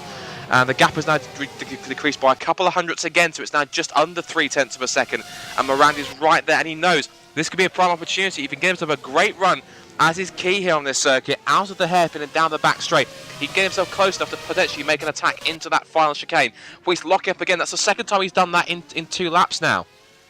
Cleaner run. Drive, though. Look at the drive, and the comparison just gives you some sort of idea. There's a 10th difference on the entry to the corner, 10th on the exit. But this is going to be enough, I think, because look at this closing speed of Morgan Moran, and he's going to get very close. Huis not even going to defend, is he? He's going to defend the outside line. That's brave. Oh, done it just as well. That's a good. Oh, huge oversteer there for Morgan Moran as well. He's tried to do it on the power, and Huis defended that just about. He pushed him right to the anti-cut, that large white anti-cut on the final corner there. But Huis got the job done, and that's saved the position. Huis still leads from Moran, as Philip Pushka is 3rd. Wait a minute, where's Gosby? Where's Gosby? Gosby's out! What's happened to Gosby? No, he's 9th. He's hit the... No, that's at the final chicane. He's gone straight on. He's gone straight on the final chicane. And we have to see a replay of this. No, he's lost his front wing. Looking at the replay, he's lost his front... And he's got a puncture as well. Now, what's happened here? Look, if we can get the replay up, now what's happening? I'm trying to see on the replay because my screen's lagging, if I can see it. Now, I'm trying to work out what's happened. Now, he had 1 or 2 problems. Whether or not he's hit the wall on the outside of the hairpin, I can't make it out on my screen because it lags out on my replay. But all I can see is that he struggles down the back straight with a puncture, a right front puncture, and a missing front wing. And he actually comes up on he's got the battle for what's going on. Oh, and I think he just loses the back end of the car, and he got caught up in the battle between, I think it was Simoncic and no, it was Lepolo and Calamies, I think, and he actually spun and hit the rear of his car against the barrier and lost his rear wing. So I think he's actually out of the race now. So that is real shame. And Giuseppe Marconi's out of the race too. We lost 2 cars in the space of 2 laps, and that is a real shame because Gosby was having a fantastic run, and it's all gone to pieces. Gosby was doing exceptionally well, considering the gap that he was holding to Huis and Morgan Moran. It's probably the best you've seen, or the closest margin of gap we have seen that anyone has been able to hold to these two alien drivers, if you like, and Gosby was doing a great job. We saw Ivor Calamies do it a few races ago also, so Ivor is also in that ballpark, but at the moment he's only down in 7th position. So and now it is game on straight for Woodwiss and Morgan Ram, because Philip Pushka, well, this has turned into 2-3 now for Ghost Speed. Philip 2-3-4 in fact. Well, yes, Simončić, yes, you're absolutely right. He's in 4th place for Ash Racing, but it's at 11.8 seconds that split Moran and Philip Pushka. Oh, very, very deep in the hairpin there for Morgan Ram as well, so he's not going to get a great drive. He's not, no, that's gone out to only 6/10. He'll close, but I don't think it's going to be quite enough. Yeah, the gap's increased a little bit whilst we were talking there about Gosby's unfortunate retirement. It increased to roughly about half a second, so Moran's getting closer again. I think he's less than this time, not to try and make too deep in an attack, but he does get closer and closer, so this is looking pretty tight between these two. And what's amazing, we're already at lap 24. How time flies when you're having fun in the Grand Prix, but Woodwiss now a little too deep into turns 1 and 2. He managed to sweep the car around nicely, and Moran's right there on his gearbox as usual. Looking back behind, Gerger Baldi's now in 5th, and both Ash Racing cars having a fantastic run. Lepler's into 6th. So it's now effectively the Ghost Speed associated cars, shall we say, are 2nd, 3rd, 4th and 6th. And Ash Racing could really do with these points to this afternoon. Of course, remember, the first 3 rounds of the championship scored no points whatsoever. Simončić came to their rescue in Monaco and grabbed a 4th for 12 points. They're immediately in 8th in the standings. If they can finish 4th and 6th here, or even better if they can manage it, what a result that's going to be. And that'll really shoot them up the team standings, and they'll be absolutely ecstatic with that one. And they're really going to start challenging some of the teams in the middle of the table.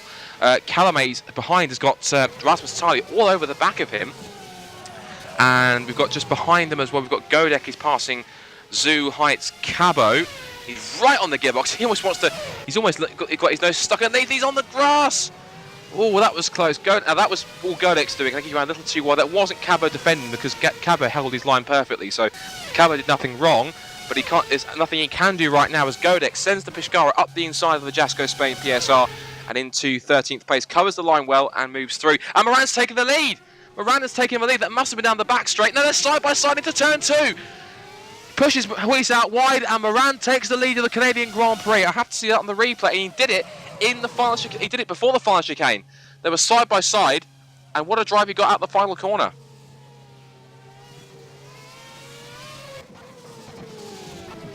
Yeah, he was very, very late, and he got the job done. I just missed it myself as well, but he got the job done, and Morgan Ram now has moved up into the race lead, but Woodwiss has not let him go at all, and he might try and pull the same move as he did a few laps ago, as Woodwiss goes through the fast chicane. He's not quite close enough. He had a good run, but not as good as he had done a few laps ago. Will he go for the big dive? He does go for the big dive again! Huge lockup as well for Woodwiss, and he's taken the race lead back! An awesome move there for Woodwiss again, but Moran is, he looks like he's going to come back straight out. And he's going to be straight away for Woodwiss. He's going to come. He's in a slipstream. Will he make a move? No, because Morgan Ram's gone straight on. In fact, he's gone straight into the pit lane. Moran has pitted.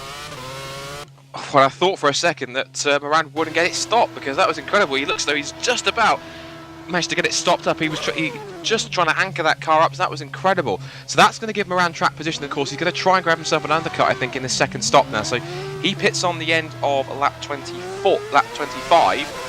Pushka and Simončić will sweep through. Here comes Pushka. Where's Pushka? Pushka's going to be behind. So that works nicely for Morgan Ram there, because he's got his teammate right behind him. And also the sister team behind that one as well. So it's only Gergo Baldi that's been the real threat after Martin Gosby's unfortunate DNF. But it's going to be Gergo Baldi would be the main protagonist, but he's too far back. So Gergo Baldi is doing a nice job in 5th place. I'm a big fan of this Hungarian driver as well. I think he's a great little talent, and he's doing a solid job for Brem GP in 5th. Now what is key here is not only has Morgan Ram got in front of both his teammate and also Jay Simončić, he's got out in perfectly clear air, and that's exactly what he needs to try and get the undercut. Now Bono's pit light is on. I can see it in his cockpit, so this should be a pit this time around at the end of lap 26 here for race leader Woodwiss. So this means now Rad has just exited the hairpin, so this is going to be extremely close. Down the back straight, and Woodwiss, does he carry straight on? Yes, he does. So race leader Woodwiss is into the pits then. for his second stop. And where's Moran? He's halfway down the Garcia straight, coming towards the braking area. Those fresh tyres would have worked an absolute dream for the Ghost Speed driver, and he's had clear air as well. He's come through the final corner. At that. Yeah, and Woodwiss is away now, and look at the advantage that Moran's going to have. Off the pit lane speed limiter and away he goes, and that works beautifully for Morgan Moran there.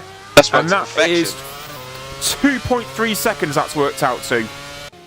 That is simply incredible. That is the definition of an undercut. Moran, he came out literally in the perfect scenario. Fresh tyres, completely clear track in front of him, and he took advantage of that, and has he ever?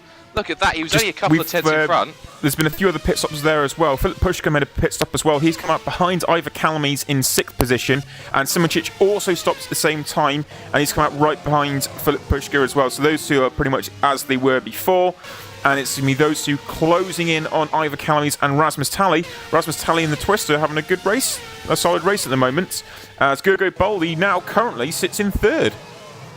As you said, that's the man that you're racing very highly. He's in 3rd place. Fantastic run so far. And again, we said this time and time again, as we said it a few times already, the Twisters come on stronger in the race rather than qualifying. And Tally always seems to be able to do that. He qualified, so was it 15th on the grid? He's up to 4th, so he's up now 11 places where he started. And he's obviously playing the longer run now in terms of the strategy he's got. Scott, out of the pits, Moran did a 17.2. Oh, out of the pits, he did a 17.2. And Woodwiss, he's going to be pushing on now. But yeah, 1:17.2 for Morgan Moran, and Woodwiss now will try and close that gap back to Morgan Moran. But that was an astonishingly good lap there. An outlap for Morgan Moran. That gap's increased by a second already. I wonder if Bono's come out on the hard tyre. He may have done. This could be intriguing, because this could be a split strategy now. I reckon that must be a split-second decision from Precision. The reason I noticed that as well is because Woodwiss did not improve out the pits. It stayed at relatively around the 18 marker, so he's not improved significantly on that lap. So I think Woodwiss and Precision have chosen the hard tyre now. And this is going to be Moran's chance to push on. He's got to push on to the tune of about 12 seconds-ish he'll need for a stop. But also to make anything significant, I should really say. He wants to keep that margin nice and healthy. But Woodwiss, it looks like he's on the hard. So I don't know if he actually is, but I would have thought so, because it's out to 4.5 seconds now. And Boldi is 7.3 behind. I can't imagine that if he is on the soft tyres, that Woodwiss has dropped that on his pace that much. Puška on Ivar Kalamies here by the looks of it. Ghost Speed on the inside. He does dive. And he's past him. Great move there for Filip Puška. Puška goes up to 4th place, and Kalamies down to 5th, and Simoncic will be next to strike. Kalamies yet to stop though, I believe. I think Kalamies has stopped once, so he stopped once. I just don't think he's done this next round where Puška and Simoncic have both just made their stops, also their second stops. What's also close is look behind the other Ash racing car of Lapala is now trying to fend off Jack Keithley.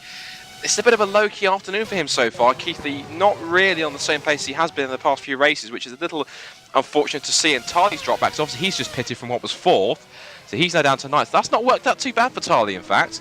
So he's running pretty strongly in 9th right now. And Patrick DeWitt, after his earlier misdemeanours, shall we say, he's now back up to 10th. He's just past Marek Godek. So DeWitt could still be on course for points here. And he always does this. It doesn't matter what situation he gets himself into.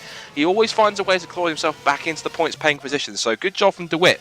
Obviously, he's trying to redeem himself after his antics earlier on, trying to fend off Bono Woodwiss. So trying to redeem himself here, which is pretty good. I'm just going to give you a pace comparison here. It's a 17.3 there for Morgan Moran. And coming to the line now, it is an 18.4 for Bono Woodwiss. So there's the tyre difference there. That is the hard tyre that Bono's on at the moment.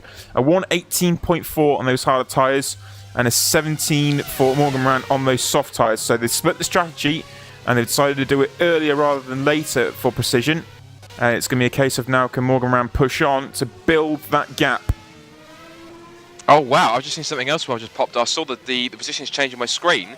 Because not only is Simoncic pitted from what was, I think it was 5th place, but also Rasmus Tali's found a way past Jack Keithley. That's incredible, because he was had a small gap to him back to Keithley, but Keithley's either had a mistake somewhere or Tali's absolutely flying on his fresh tyres because he's up to 2 spots. Simoncic, I thought, pitted at the same time as Pushka. So is he coming in again? He may have done. He may have come in again, in fact, because he's gone backwards down to 9th. You said Keithy's there now 1.2 behind Tarley, and Lapala in 6th place 2 seconds further down the road, as we've just lost, unfortunately, Giuseppe Marconi as well.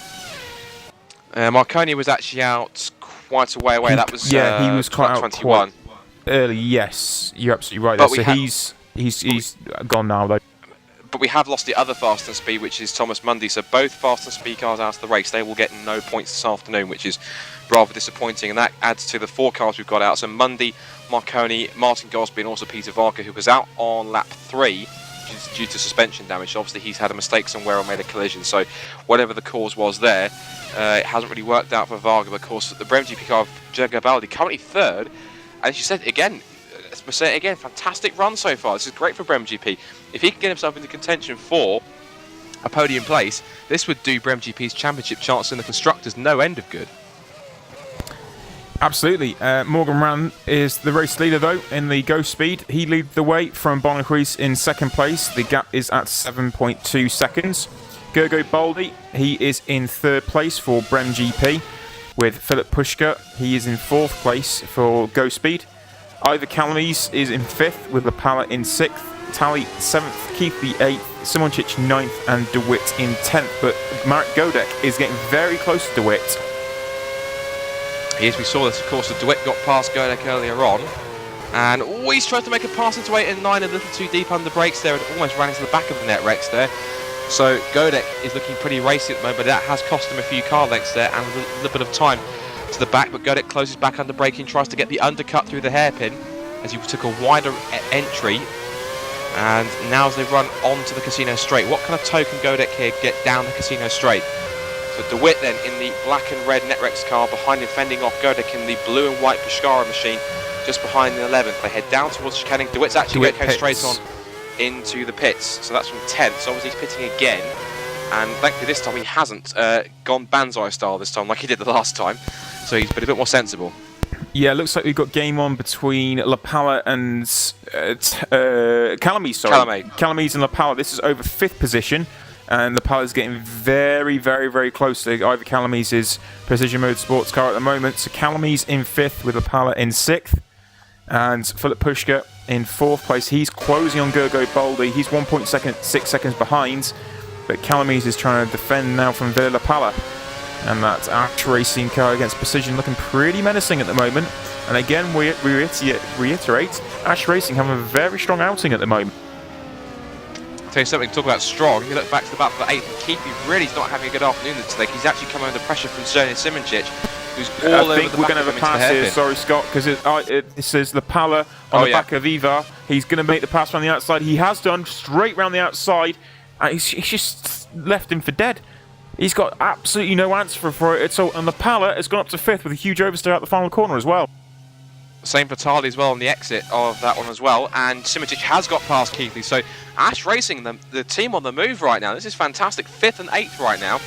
They're on course for a huge haul of points. They'll be absolutely delighted with this. Yeah, absolutely well. But Moran, he leads the way. It's 7 seconds. 8.1 seconds is the gap now between Moran and Huis, as they are on the split strategy at the moment. So a little bit quieter just until it comes back together later on, when they decide to switch strategies back around. So we will have had soft from Moran on a hard tyre final run, and we'll see Huisen again to go from his hard tyres, which will be soft, hard, and onto a final run on the soft compound. As looks like Philip Push. Oh, Bolly spun! He's half spun and he's right the way around now. So, he stalled it as well. No, what an absolute nightmare. I shouldn't have raved about him. That was the worst thing I could have done. You put the commentator's curse on him. Yeah, most definitely. Unfortunately, the man I thought was having a cracking race and doing a great job for Brem GP has spun and stalled it. So we've lost, unfortunately, Gergo Baldi. Unless he can get that going. Nah, yeah, he's out. Oh, that's such a shame. That's both Brem GP cars out of the race now. We've only just about reaching half distance, which is not exactly what Brem GP were hoping. Of course, this does help in some way. Mark Godek pits for Pescara, by the way. Yep, Godek's in from 9th, and this does actually help a little bit, GT Omega, because of course BremGP and GT Omega came into this race level on points in the team standings in equal fifth. So now, in terms of those 4 cars between those 2 teams, the only car that's still running is Jack Keithley in 8th place. But of course, now I've said that, I'm sure I've probably cursed him to not finish this race now. Which, if I have, I apologise now, Jack. We say this, but the 2 drivers I think are having a nice little run as well, and they're both inside the top 10, are the 2 Biocross cars. Marcel van der Linden is in 9th. Indeed. And Blair Disley is in 10th. So it's been a very strong run for them at the moment. Moises Rondon is 11th, with Patrick De Witt closing for Crown 7 net rep.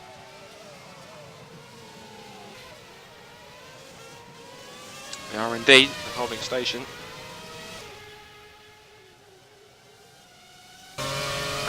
De Witt's actually attacking Moises Rondon into turns 8 and 9 now. And he's made the move sticks, that's now into 11th place. Yeah, he's made that move stick, and so the grid bit of a shake-up now. So Morans leads away from Puig still. Pushka is in 3rd with La Pala in 4th, Calamise 5th. Tally is closing on Calamise as well. That Twister racing car getting pretty close to Ivor. Oh, huge lock up there from Tally as well. Simonchich is 7th on his, I believe, a recovery, because I think he's coming again. Keithley is in 8th position with Blair Disley 9th, Varsel van der Linden in 10th, De Witt 11th.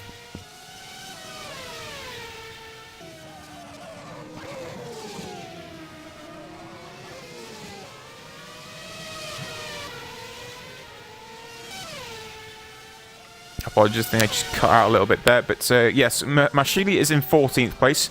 Malky is in 15th and Cabo in 16th. Both Kostadinov 17th, and that's all the runners at the moment. So only 17 left. Yeah, this is definitely a car break. Oh, we lost 5 cars, 17 still running, as you said. Looking at the 2 Biocross positive race cars, as I said, this is a great run for them. If they can, especially for Blair Disley, because Blair Disley's not really been on the pace recently in the past couple of races, but Blair Disley now having a great run here in Canada. Rasmus Tally just got past Ivar Calamise. He's just, and oh wow, Calamise just did De Witt, but a lot safer than what he did it. So Calamise has just dived into pit lane. So Calamise has dived into pit lane, and it's released Rasmus Tally now, so he's gone through, and it's so now Calamise makes his pit stop. I believe he's been on the hard tyre for a while there. I believe so. Calamise will come out, I would have thought, on softs, and he will try and chase down. Well, he's come out to a nice little gap of air, actually, because Keithley's 5 seconds down the road and Blair Disley's just come across the line now. So, yeah, Ivor Calamise will push on from here. I tell you what, Morgan Rand had a slightly close call heading into up towards the hairpin, because he's Dejan Kostadinov, who's really has dropped off since his qualifying performance in the early couple of laps. He really has dropped off. And right at the back of the field, he had a slight moment coming out of turns 8 and 9, but thankfully Moran was able to get past him with no troubles whatsoever, as he heads now down towards the pit straight now to complete lap 36. So we're now just beginning the second half of this Canadian Grand Prix, and it's now a gap of, if we look across the line between himself and Moran, the gap is now, if we come across the line, it's 10.6 seconds now. So at this rate, I'm not sure what the gap exactly will need to be for Moran to be able to at least be something around a pit stop in front. Obviously, I'm sure Nick might have a bit more information on exactly how far ahead he needs to be, but if at all, are you sure, Nick, how high he needs to be? It's 10.6. So. I believe it needs to be around about 12, 13-ish. Around that, because it's very fast and it's very short as well. So, oh, big move there for Bono Huis there as he come out of turn 6, 7. So, but he's got away with it. But yeah, it's I think it's around that sort of time. Just a quick word: if we are cutting out, we do apologise. Scott and I are using a new program, so we're just getting a bit used to it. So, apologies if there are any technical issues throughout. Yep, of course, and also if there is any kind of cutting across, especially if I come across Nick or vice versa, again, apologies for that, of course. We're still getting used to this new program called Mumble, but thankfully the upside to it is we do sound a lot more clearer than we were last time, especially myself. Yeah, it's exceptional. I can't believe how clear it actually is. It is. It does sound, it makes it sound a lot more professional, and at least I don't sound like I'm talking from a phone like I was the past 4 races, so it's much better. It gives bringing the true power of our microphones coming through now, so we did sound more like a proper broadcast rather than an impromptu one, which is brilliant. But now looking back to the front, and that slight moment's just about, the gap's now 11 seconds, so at this point now, Moran's actually making the soft tyres on this didn't work very well because, as we said, the gap has to be roughly on 12 to 13 seconds. He's just a couple of seconds away from that, and Moran's still setting times that are good enough for that. So I reckon at this rate, Moran, it's hard to call it because he'll have the upper hand in terms of his pace. Woodwiss is lagged slightly. I think, yeah, he's showing us first almost beginning. I think it's Moran that's one that's lagged. It will sort out when they hit the sector 2 beam because Moran's going backwards at the moment. There we go. He's got back to the race lead. Yeah, a bit of lag there, but yeah, Moran still leads the way. Do not worry, for all the Moran fans. That Ghost Speed is still leading the way from Woodwiss. Yep, gap's now 11 seconds now as far as I can see, so that's not doing too bad. He's brought the gap down slightly. Pushka's having still a great run in third place. It's currently a 1-3 for Ghost Speed, technically a 1-3-4 because Lapala is still running fantastically in fourth place, having some better fortunes than he had, especially yesterday when he beached the car on the curbs of the final chicane. There's huge, big white concrete mounds on the inside that they act as anti-cuts to stop drivers from shortcutting across and getting too much time. Tarly's really moving up as well. He's up to 5th place. I think he's just past Simoncic. So Tarly's really motoring in this second pass of the race, or second stint at least. So he's got some very, very strong pace. He's matched what Pushka and Lapala have done on the same compound tyre, which is 17.6.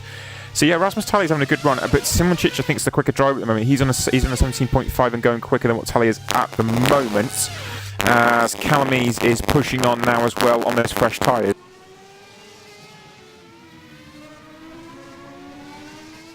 Apologies if there was any interference there from Nick's mic there, of course, who said we're still getting used to this new mumble system. But looking at some of the other drivers down the field and how they're getting on. Here we go. We've got Patrick de Witt, I think, has just passed, or he's being caught by Marcel van der Linden. But van der Linden has gone a little too deep into turns 1 and 2, and he's now just falling back slightly. So de Witt's up to 10th once again. Jack Keithley's now in 9th, but he's now really chasing after Blair Disley. I think he should have enough pace to try and get past him. Either that or the two PSR, Bicross positive sim racing cars are really finding some pace in the beginning of this second half of the race. And if that's the case, fantastic run for Blair Disley at the moment. Calamise is in 7th place and again in kind of all on his own. Simoncic, as Nick just said, seems to have a pretty decent car right now and he's closing in on Rasmus Tarly. And if he makes the pass, it'll be Ash Racing Cars 4th or 5th. Because actually, if you look at the shot in front, I think Tarly just touched the grass on the exit down the casino straight. That was very close indeed. Simoncic is right in the back, and a little bit of twitch of oversteer from the back end of the twister, exiting the final chicane. Tarly holding on onto a brilliant 5th place. There's going to be some great points at the ready. His teammate Edward Malorqui has struggled in this part. I didn't exactly see what the mistake was he had earlier on. But Malorqui's down in 13th and outside the points, so he's a minute and 5 seconds behind the leader, Morgan Morand. And in terms of his teammate, looking at trying to work out the time difference, he's about 33 seconds off his teammate. So that's a little bit intriguing to see the difference in pace there. But Malorqui, he's trying to help if he can try and progress a little bit further on. Just saw in the background, almost drifting through the final chicane was White's Cabo and the PSR, Jaakko Spain PSR car. But quick update back at the front, and Moran is still leading. He's in the pits. Morgan Moran is in the pits. This is going to be the crucial part of the race here because Moran's pitting, and I'm pretty sure this is going to be for hard tyres. We'll have to wait and see. Weiss is out of the final corner now, heading down the pit straight. He will, of course, take the lead. Moran is now away, but looks like this is going to be close. But I think Weiss will just have it, or will he? This is going to be incredibly close. They're going to be side by side. And that's not worked out for Weiss at all because Moran has made it out in front. So all that running on the soft tyres has paid off. So Moran retains the lead, in fact. Incredible. He does indeed. Scott, just a quick check. Is my mic all right? Sorry. You are still crackling a little bit on mine. Okay. Interference. I'll leave you to it a moment then. I'll need to sort this out. Sorry, broadcast. Not a problem. So whilst Nick goes ahead and fixes his mic, of course, again, apologies for that. We are still getting used to this new system that we have, as we already said. So, to the front of the race then, and Morgan Moran, how about that then? He's making the extra stint on the soft tyres work beautifully. And as we said, the gap had to be about 11 or 12 seconds. It was 11 seconds, in fact, the last time we saw it at the splits. But Moran is now much fresher tyres than Weiss, but of course we now have to remember, Weiss may go to the soft tyres near the end of the race. So this could be pretty intriguing to see how this works out. But the gap was exactly 1 second, as in exactly 1 second to the thousandth of a second. So heading towards the end of lap number 41. What's the gap this time at the end of this one? Moran will have now 1 lap on those tyres, 1.5. So Moran does still have the measure of the 3-time world champion here. And I wonder just how much he's going to pull away, because of course, again, Woodwiss has had quite a few laps on those tyres since about lap 26. So those tyres have had a good 15 laps or so wearing them, whereas Moran's are absolutely fresh out of the oven, shall we say. And what's the gap at the first sector here? It's now 2 seconds. That's half a second that Moran's made up on these fresh tyres. So I wonder here if either Moran's played it well, or he's just got lucky with the soft tyres, or maybe Precision have made a rare mistake in their strategy here, because either that or whether they're planning for this to happen. If they are, then I can't quite see why they want Woodwiss to drop back this far. But look at Moran, he's streaking away from Woodwiss. I've never seen Moran pull away from Woodwiss this quickly. It's incredible. And another half a second out on these fresh tyres. This is unbelievable from Moran. Great pace. Fantastic stuff here. Pushka now holding station in third. And the gap between the leading 2 cars and Pushka is 23 seconds. That's the advantage that they have. It's 21 seconds if you count the gap between Woodwiss and Pushka. Calamace holds 4th with Lepela 5th. Tali is still in front. Oh, that's interesting. Now, what's happened here? Calamace is actually parked. No, I'm trying to work this out now. What's happened here? Because someone's dropped back, and I think it's Lepela. Because Calamace is now 4th. So he's now charging in this latter stage. Lepela's now 5th. Tali's now holding on to 6th place with Simoncic in tow. Jack Keithley's in 8th, has got past Blair Disley. Patrick DeWitt's now challenging in the Netrex car in 9th. And then in 10th... In fact, no, he's actually... Blair Disley's 9th. Patrick DeWitt is 10th.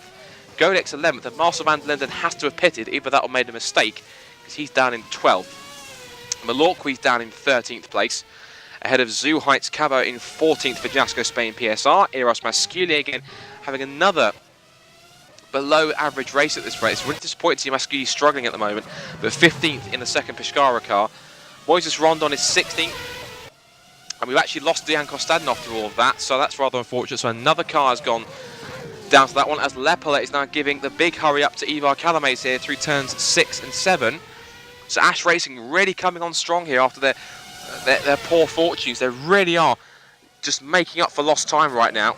And Calamace, not exactly on the pace of his teammate, but then again, no one's on the pace of Morgan Moran. I need to quickly look at the live time if I can bring it up on my screen, because I don't currently have it up right now, but I will bring it up now so you guys can have a look at this, or I can have a look at it and see exactly what these guys are doing sector-wise. And Lepela's got through. Sorry, I apologise for that. Lepela's got through past Calamace, so that's now up to 4th goes Lepela. Apologies for that, I wasn't looking at the screen, but here comes Calamace once again. This could be unfinished business. Lepela goes to fences to the inside. That's moving twice. That could be something that the stewards have to look for, because Lepela, he didn't hold his line. He didn't move once and then hold his position. Now then, I know that in real racing that's not allowed, and I'm not sure if Precision may put in a protest for that, and Lepela always goes too deep into turns 1, but he holds on through turn 2, and that's now 4th. Excellent stuff from Lepela here. Great pace he's showing so far. And Simoncic has now got past Tali as well. So the Ash Racing car's really coming alive in this race. As we said time and time again, Simoncic and Lepela really bringing Ash Racing back to their glory days in some cases. Of course, we'd love to see them, if possible, on the podium. The gap between Lepela in 4th and Pushka in 3rd is about 7 or 8 seconds. So judging by the pace that Lepela's putting in, we'll have a look. We'll update what's going on at the front as well in a second. Looking at the live timing right now, I click onto it and let's bring up the latest times.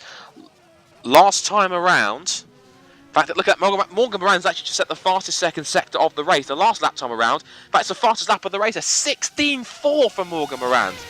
That's an incredible time from him on these hard tyres. Comparing to Bono Huises on those worn hard tyres, a 17.1. So Moran is pulling away at the rate of roughly around a second to a second and a half a lap. Incredible pace for Morgan Moran in these Go Speed car. Actually, they were saying that they're tipping him for favourite. I'll tell you what, the experts, they might not be wrong at this rate.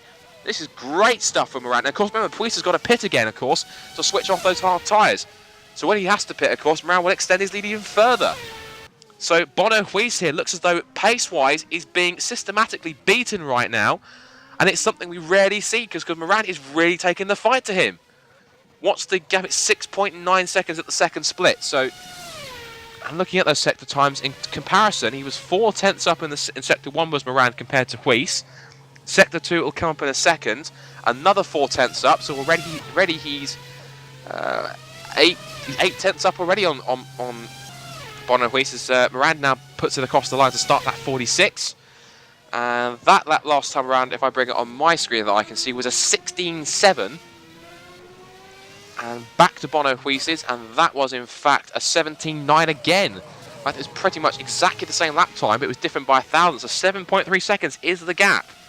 So we could be seeing here Morgan Moran taking points out of Bono Huis. It'll only be 7 points he'll take out, as we've lost. Who have we lost? We've lost that's Dan Kostadinov leaving the server because he's already out of the race. Looking back, the closest battle on track appears to be for 9th, and that was between DeWitt and Disley. The rest of the field has spread out slightly. Looking at the gaps, it's still roughly around 7 seconds now between Lepala and Pushka that's Pushka in 3rd and Lepala in 4th. Kalamays is dropping back from the Slovenian in 5th. It's Kalamays, the Estonian, in his 3rd race for the main precision team. He started the season with GT Omega, and he was on course for 2nd place in... Oh, what's happened here? Oh, DeWitt's pitting again. I just saw that DeWitt was falling down the order. DeWitt's pitted again from 9th, and he's now dropped back another 3 spots. Both PSR cars have got through, and Marek Godek.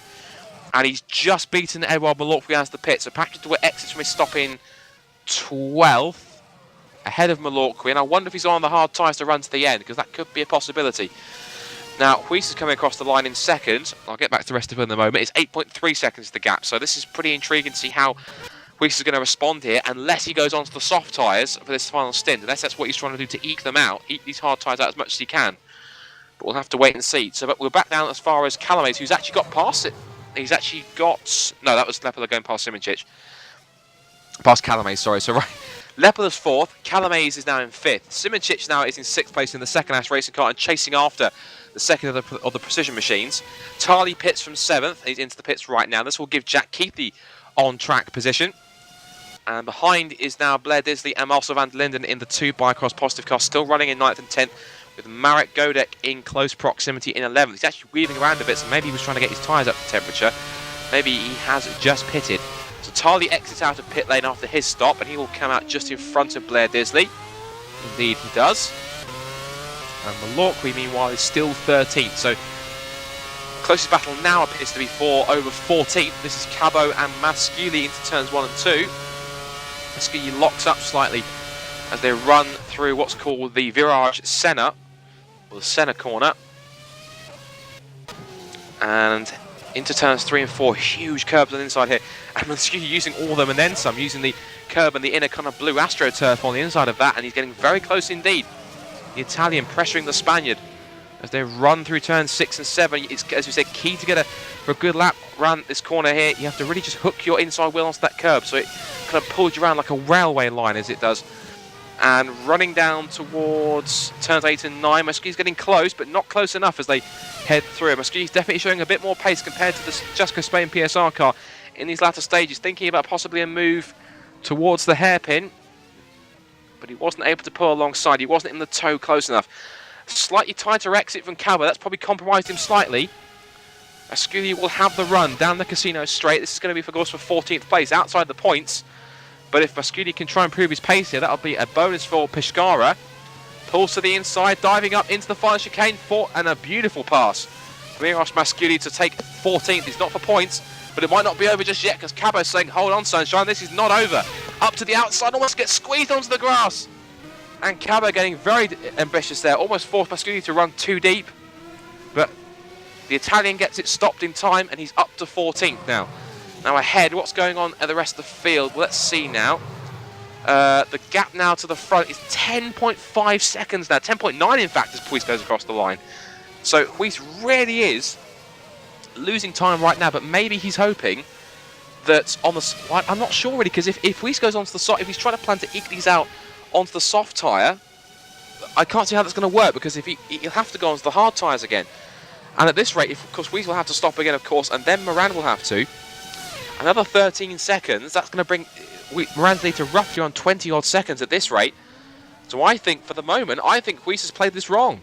I think Huis has played the strategy wrong. I think he's gone to the soft hard tyres too soon, and it hasn't paid dividends, because Morgan Moran, of course, he used the clear track he had in front of him to just pump in those fast laps and to increase that gap to exactly what he needed to in order to gain the advantage, and it's worked perfectly for the Frenchman, who now has pretty much exactly the same gap lead that he had when he came in. So for his pit stop to go on to the hard tyres. So I'm hopefully back with you, but I'm not sure what the quality's like. No, Nick is back, and you sound perfectly crystal clear now, so welcome back. All right. You sound perfectly fine. For that. It looks like I got the settings wrong. Not a problem. I've been talking for quite a while, so I may as well let Nick resume again. But yes, Moran has the lead, 11.6 seconds. And what do you think, Nick? Because it seems to be at the moment, Moran's played this smarter than Woodwiss has, which is incredible, because I've just said that I think Woodwiss has stopped it's too soon for the hard tyres, because of course Woodwiss will have to stop again, and I'm presuming it'll have to be on the hard tyres again, because we're coming to the last 20 laps. I'm not exactly sure how long the soft tyres can last in those stints. Of course, we're on a lighter fuel load, but Moran seems to have the upper hand here, because of course Woodwiss still has to stop again. Yeah, it's interesting. If I've got any problems, Scott, just cut back across me. But yeah, it's very, very close between what will happen. He's in that ballpark range of pit stop. So between Moran and Woodwiss, depending on how far Woodwiss can go and how hard he can push these tyres, and get that gap and range down, Moran looks like he's put himself in a very, very good position to take this race.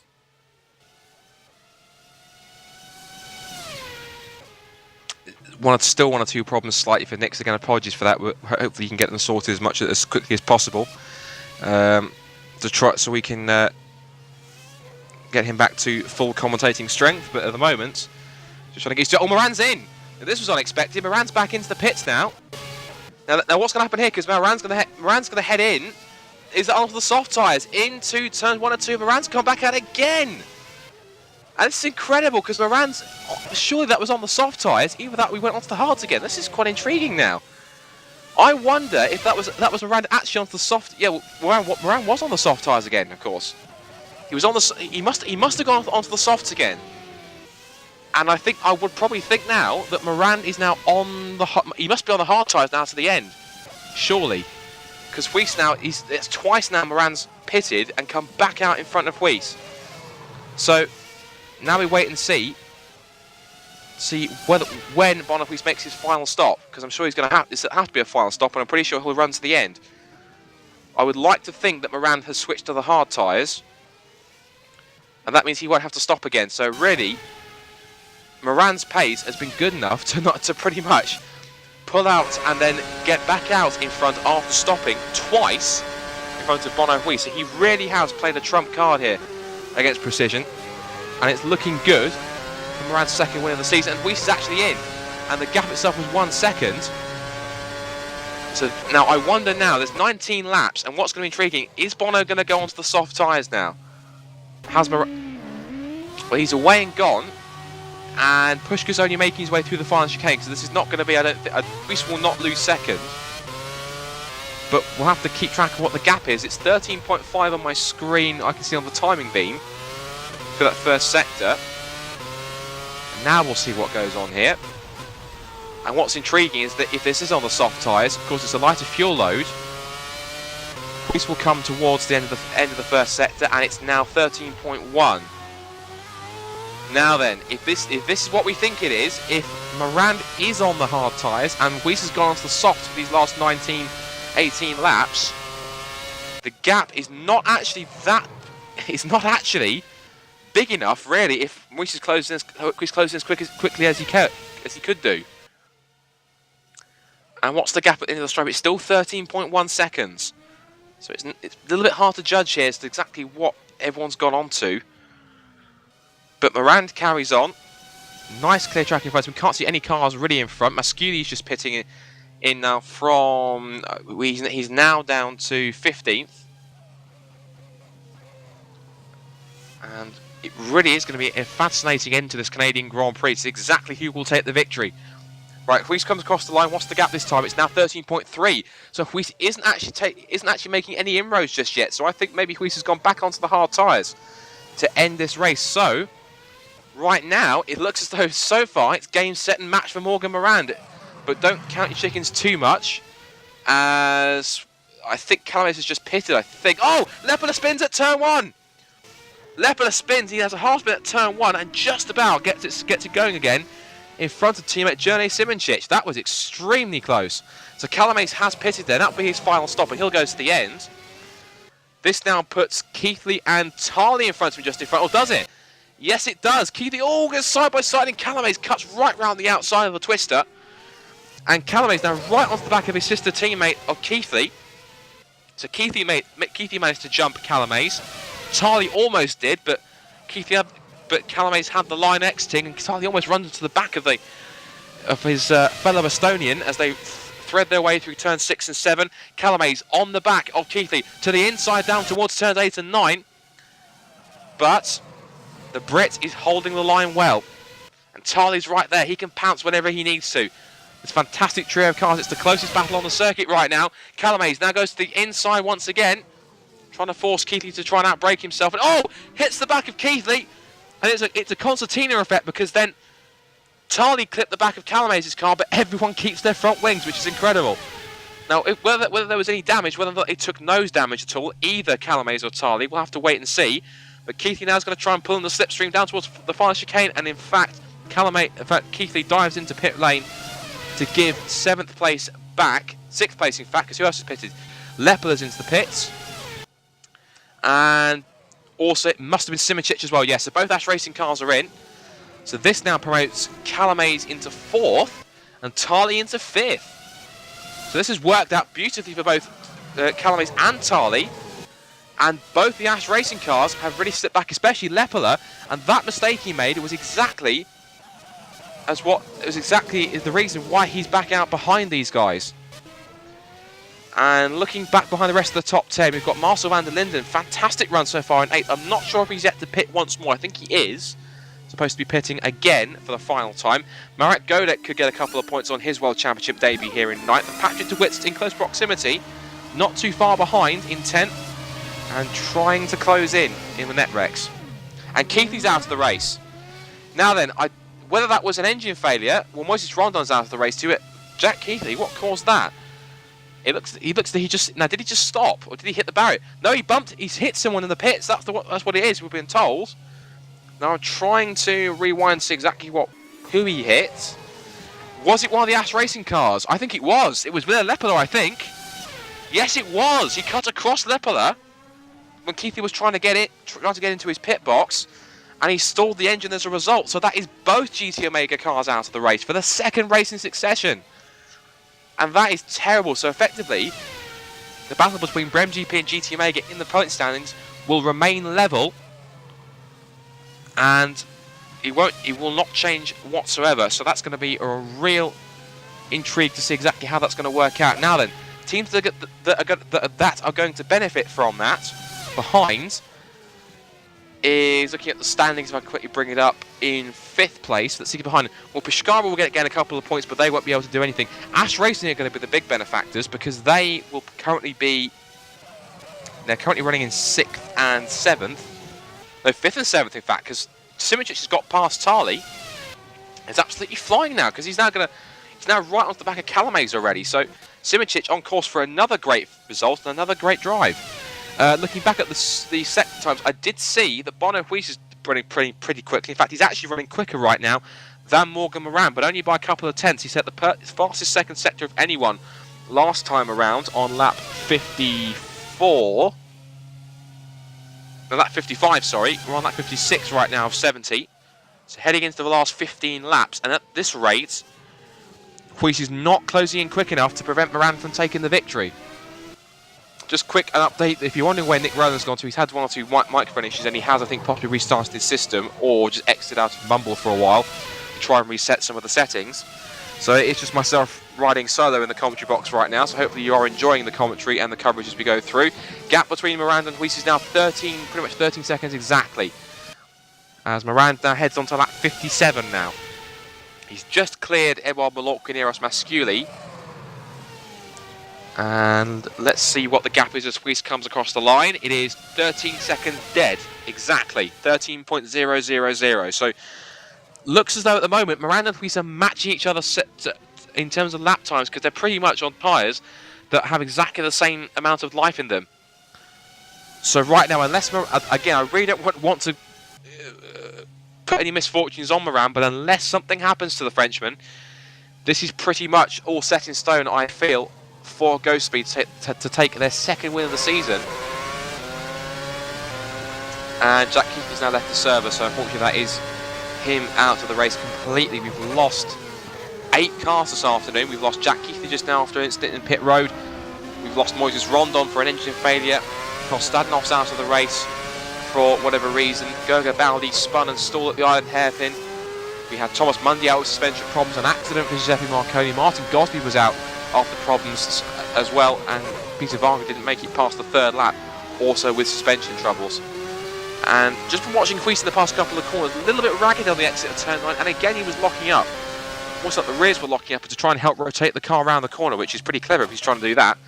Won't do his tyres any favours, but anyway, on to the pit straight, and it's now 13.1 seconds, so Moran has the measure of his rival right now, and I can't see Huis doing anything about it. He needs to, effectively right now, to stand any chance, he needs to be taking a lap out of Moran to try and stand any chance, or at least to try to set any chance of taking the victory, and he's not doing that.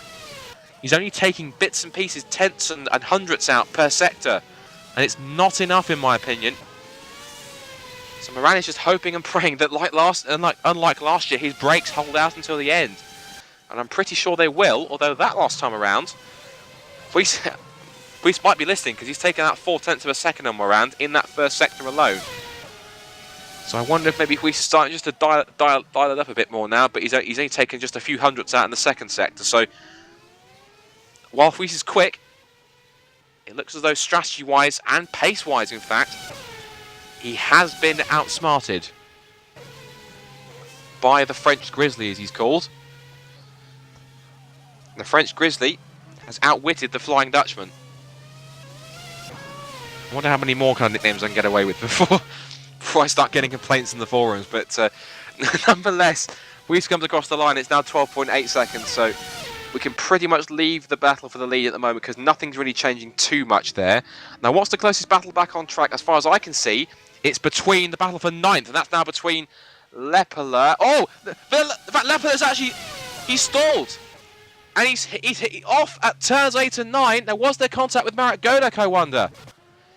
Oh, that is disaster for Ville Lepela. That was such a shame. He was doing so well. That could have been great. He had to retire from Monaco. So now for the 4th race in a row in FSR, because he retired now from both World Series events and both World Championship events, he must have clipped the curves a bit too much into turns 8 and 9, just run them a bit too hard, and just he nosed it against the wall and stalled the car. So that's another car out of the race. And that is a real shame, but we've still got Simoncic in 5th, but he is pressuring Calames, and the gap is now about just 0.4 of a second. He's now right behind the Estonian as they head through turns 6 and 7. So there is still something to salvage from this race, and it's a decent haul of points at least for Simoncic. It'll be 10 points for him, and 10 points for Ash Racing if he can just hold on towards these last 10 laps. And a big fight now going on is that Marek Godek is now closed in by Van der Linden in 7th, and whilst we were talking, Patrick De Witt has got past Blair Disley. So Disley is now down to 10th, De Witt's now up to 9th, and they're going to have to be careful because race leader Morgan Moran is coming up behind them. And interesting enough, Malorqui's going with him. He's not actually being left behind by the Ghost Speed car. In fact, looking at their sector times, what is Malorqui doing? He's actually running in the 16, so he's not actually losing too much time. Yes, he is. He's actually lapping pretty much a couple of tenths faster, in fact, than Morgan Moran. Now that's interesting, and compared to lap times last time around, because Moran did a 16.8. We did a 16.5. 16.8 for Pushka last time around in 3rd. 17.1s for both Calames and Simoncic. A 16.6 for Tali in 6th place. Marek Godek did an 18.3, so he's struggling on tyres in 7th. Van der Linden's much faster than him on a 17.7. De Witt's on a 19.4 for that last time around. That was probably an outlap at some point, I think, maybe. Or either that he was caught up trying to get past the Australian. And then, looking back now, has Disley made a mistake? I think he has.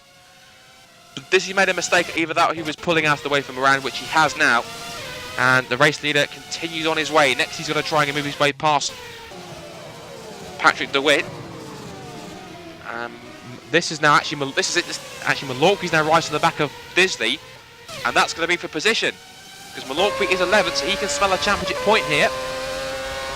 He already scored a few back in China, but that's of course that was for fast and speed, so he can get himself a couple more onto the board for his tally in the championship. And this is a great little scrap going on here. Disley leaves it quite late under brakes, goes wide, takes a wider line through the hairpin, and Calamaze and Simoncic are battling into turns 1 and 2, so we'll leave the battle for 9th, 10th, 11th for the moment. But Simoncic was getting very close. I think they almost ran side by side towards turn 1. And what a race this has been.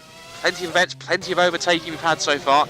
It's not over yet. We've still got 9 laps to go, so there's plenty more that could happen. And very quick update at the front. The gap now between Morand and Huis is now 11.9 seconds, but it's not coming down quick enough.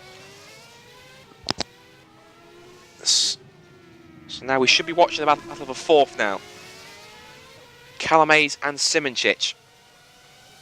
And we do believe DeWitt pitted because that was a fairly slow lap. That was a lap time in the 19, so that was probably only feasible when he did a pit stop. And Malorqui has passed. He's passed 2 cars, in fact. Now, Malorqui's passed 2 cars, so he's obviously just passed DeWitt, and he's also passed Disley as well. And what about Morand? Oh, what's happened to Morand? Morand has really made a mistake. Now has Morand pitted again? I think he has. He has pitted again. Morand has pitted again. And I wonder, is that onto the soft tyres now? That's pretty cheeky for Morgan Morand there. He's actually thought, you know what, I can pit again now and not actually lose my lead, and he hasn't. So if Huis is right there, he's right in the back of it, so this could be all changed now. So it's not signed, sealed and delivered for Morgan Morand. I apologise for that, I didn't even realise he was going to pit again. I really didn't. I thought he was going to run to the end, but obviously not. And maybe he thought, well, thinking about it, he might just be in a position that he thought, I'm on the soft tyres now, so maybe I can get away with pitting again and trying just to really hammer the nail into the coffin. But this is real drama now. Now, whether or not Morand's... I can't understand what... I didn't think he was on the soft tyres for that last stint, because... Or maybe Huis was, so maybe they went back onto the soft tyres again. I wonder. But now it's a straight out-and-out fight now between Huis and Morand. But maybe Huis has to pit again if he's on the soft tyres, because surely they won't last for 20 laps. If Morand's didn't, I'm pretty sure Huis won't either. So this is going to be a fantastic scrap going on for the lead here of the Canadian Grand Prix. Inside the last 10 laps now. And Huis is all over the back of Morand at this point, and he's not getting away. Morand is not pulling away as he was before. Now this is interesting. This has brought everything back into play for Bono Huis. So this now puts him back into contention for the race victory. And DeWitt's getting very racy as well, because he's right onto the rear wing of this battle for the lead. And he's now starting to pull back slightly because he knows he's a lap car, so he doesn't want to get involved too much in this battle for the lead. And of course Morand still has that straight line advantage. We've said it time and time again. Into the final chicane now. Morand negotiates his way through. Huis is still right there as they head onto the pit straight once again to start lap 64 of 70. Across the line they go. Lap gap is now still 3.5 tenths of a second. It's all... It's out and out warfare between these two as they head out turns 1 and 2. Now quickly as we go away from that, I believe Nick has rejoined us. I have, but I don't know about the quality of it. You sound pretty fine to me, buddy, so for the moment at least. So everything seems good. I'm not entirely sure what's happened with this new program, but it's not great. It seems to work for me today. Well, you sound perfectly clear right now with the interference, so I think it's fair to say I've talked quite a while once you've sorted that out, so I'll let you take over. I hope but I've got a feeling it might go again, so I'm just fingers crossed. But Bono Huis is getting very, very close to Morgan Morand, and he's going to dive. Wow! Morand defended very, very late, and Huis was very aware to it, which is a great move there for Huis. He got the cut back. His question is, can he get the toe now from Morgan Morand? He's going to start to close on him. But I just don't think he's going to get close enough, is he? No, he's not. Ah, look at it. He'll go late on the brakes, but I just don't think he'll be close enough. No, still not. So he's pushing on. So what we're talking strategy here is Morand on the hard tyre now and the soft tyre with Huis. And this is what's going to happen between the pair of them. Round the outside, what a move! Oh, and a touch from Moran, that was cheeky. And a touch again from Huis. And there goes... Is that and what's DeWitt doing? It is DeWitt. I'm not quite sure what DeWitt's doing because he's trying to unlap himself, and that really has compromised Moran here, because look at that. He's put himself right in the middle of the battle for the lead, and Moran will be absolutely seething at that one. He'll be thinking, what really are you doing, Patrick? You should be getting the blue flags now as well. I'm not quite sure what Patrick's doing, because he's putting himself right in the middle of probably the key battle on the race. Now, granted, he's trying to unlap himself. He's trying to get back up the inside of DeWitt. Of Huis, sorry. Now, he was already causing problems with Huis earlier on in the race. He's doing it again now in the closing stages. I really can't fathom what DeWitt's doing here. Not sure either, but there was a lot of contact there between Huis and Moran that I'm sure will get reviewed. Bonner Huis was a beautiful move around the outside, but he actually ran him quite wide off the track. And he tried to get back onto the track, but unfortunately, Morgan Moran was there, so there was quite a lot of contact. As now to the inside goes Patrick DeWitt. And Huis... Well, what's DeWitt doing here? He's trying to go by. Oh, look at the twitch from Huis. Huis could have let him go. That's going to give him... Oh, it's again! Oh, Moran's out! Oh, no! Oh, Moran's hit the barrier, and that was all... sorry, that was all DeWitt. That was all DeWitt that caused that. I'm sorry. Well, DeWitt's trying to unlap himself, which is okay, but Huis clearly still had the line on entry. He would have been shown the blue flag the next time round. Bonner Huis got exit oversteer, and it's knocked Moran, and then he's tried to defend instantly, and Moran's out. That's so unfortunate, but there's going to be huge repercussions from this, though. Oh, now that's intriguing, because now, look, now to me, I'm not going to point fingers here, but I look at the replay, and Huis... Now, Moran did have the inside run towards the pit wall. He was on the grass, but Huis did move across slightly. Now, I'm not saying that was deliberate, but... Well, the thing is, his spatial awareness is gone because on the inside of him, he's got Patrick DeWitt. Patrick DeWitt's gone the right side of him. He tried to defend towards the outside, and all of a sudden Moran's then appeared because he's got a cleaner run after going side by side through the corner. And Huis is left in the middle of a sandwich, tries to go left, and all of a sudden there's... and that actually reminds me of Hamilton and Button, if you remember. You're right, yeah, closer and closer to the wall on the left side. But the only difference is, of course, we don't have weather in our factor. Well, there are plugins that do it. Well, no, but the point is that he claimed in the mirror. He moved himself to the left-hand side further and further, and to no avail. And it's cost Morgan Moran. That's such a shame. But at the moment, we're going to have Philip Pushka in second place and Simončić in third. But how far's Calamir's behind? Oh, Pushka's pitting. In fact, he's in pit lane now. And also look behind. Check this out as well. In 5th and 7th place, the two positive. And Dizzy's in 7th as well. Incredible stuff. So positive sim racing. Out of all this chaos, Pushka they're is going to back themselves away. some points. Pushka's away now, and Simončić has not hit the line, so Pushka will hold on to it. But there's going to be massive repercussions at the end of this race. Quite incredible. I'm not sure. Bono Huis. There he is. He's back again now. He lagged for me. Yeah, same as well. I got a bit of lag too. But the gap's now 32 seconds now back to Philip Pushka. So now it's signed, sealed, delivered. But that is something that you can probably argue a little bit. I'm pretty sure that I can guarantee that Moran will point the finger at Huis and probably DeWitt, and Huis will point the finger at DeWitt as well. Because of course, yes, you're entitled to unlap yourself. They'll both point the finger at DeWitt because. Sure, listen, don't get me wrong, I can understand you're on fresh tyres, you want to unlap yourself, but you don't put yourself in the middle of a scrap for the lead. That's insanity.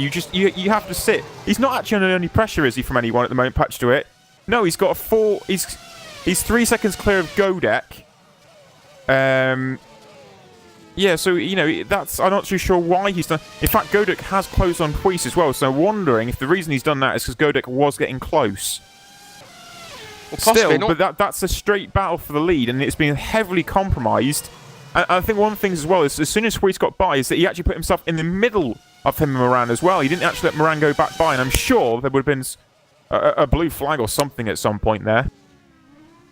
And what also surprised me is that DeWitt is the most experienced man in FSR in the World Championship. This is his 114th league start. If the World Championship start. Now, surely, if you're someone with 114 league starts, you shouldn't be making mistakes and errors like that. You shouldn't be putting yourself into situations like that if you've got that experience. I really would have thought that DeWitt would have known better than that. But, you know, well, it's easy to get surprised in this World Championship, but we'll have to wait and see. Now here's something intriguing. While first and second are settled, battle for third's on, because we've got Simoncic just ahead of Calamaze, and Calamaze looks as though he's really putting the pressure on right now, so we could have a switch for positions. We could even get now a double precision podium. Yeah, well, we're on for a double ghost speed podium at one stage. It looks like it could turn into a double precision for a first and a third, because Calamaze is getting very, very close to Simoncic.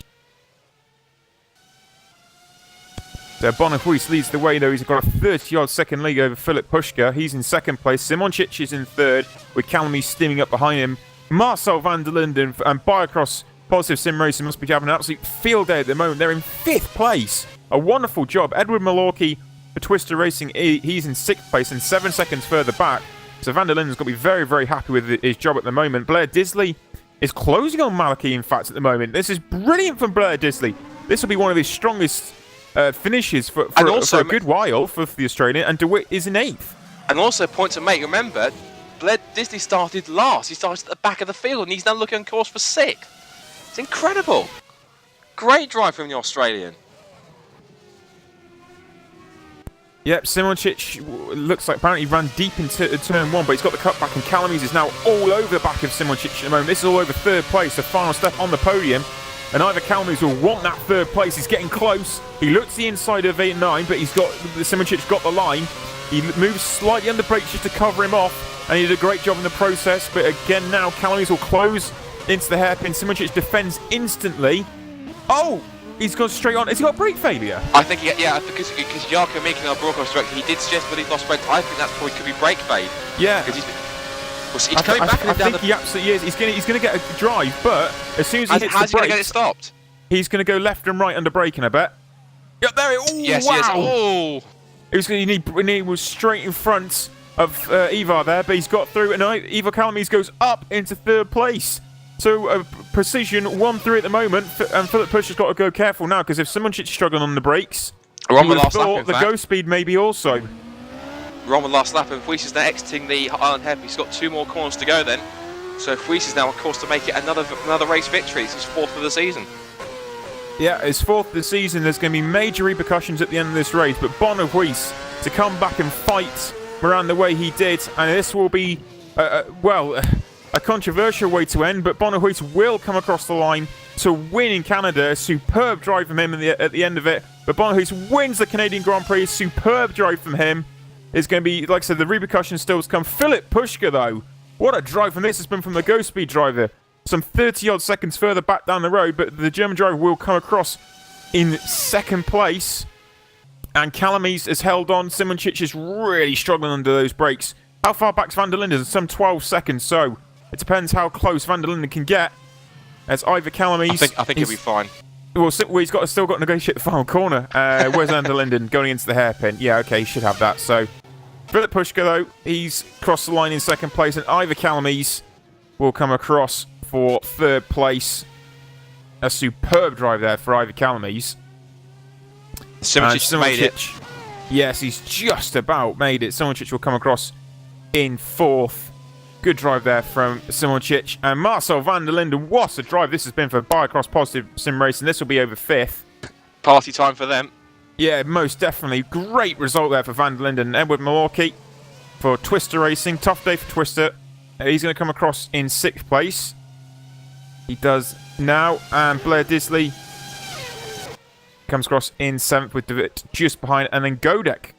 Great drive from Godek there in 9th. And then Mashuli and Cabo. Last game on for over 10th place here. And around the outside goes Cabo. Mashuli too deep. Oh, wow. He hasn't made it. And there's take it. So it's a point. He's going reverse. He's reversing. He's reversing. What is that? But Cabo's going to get a point. So Jaakko Spain PSR have scored a point. Brilliant. Absolutely brilliant job there for Pasco. Pasco. Mascudi comes across. It's Jaakko Spain PSR. Jaakko, that's the one. And Mascudi finishes 11th backwards. Yeah, with this, I'm not entirely sure what's happened here, but Woodwiss is being showed in 11th. I think that's lag, but it's come across the showing Bono in 11th. I'm pretty sure, even though I saw him cross the line. So. Yeah, he was clearly across the line first, so that's not a problem. But I've also realised, looking at the finishing order, we lost half the field. lost half the field in the race. In fact, the race director's thinking, what do we do now? So, because Bono isn't actually showing 11th, and they're a bit stuck now, so... Yeah, Bono's actually shown as DNF'd on the final lap at the moment. So, well, surely not, because if that's the case then, if it is the case that something's happened to Bono, if it's lag, then if that is the case, then if it turns out he has actually retired due to lag or whatever reason it is, then that means that Philip Pushka's won the race.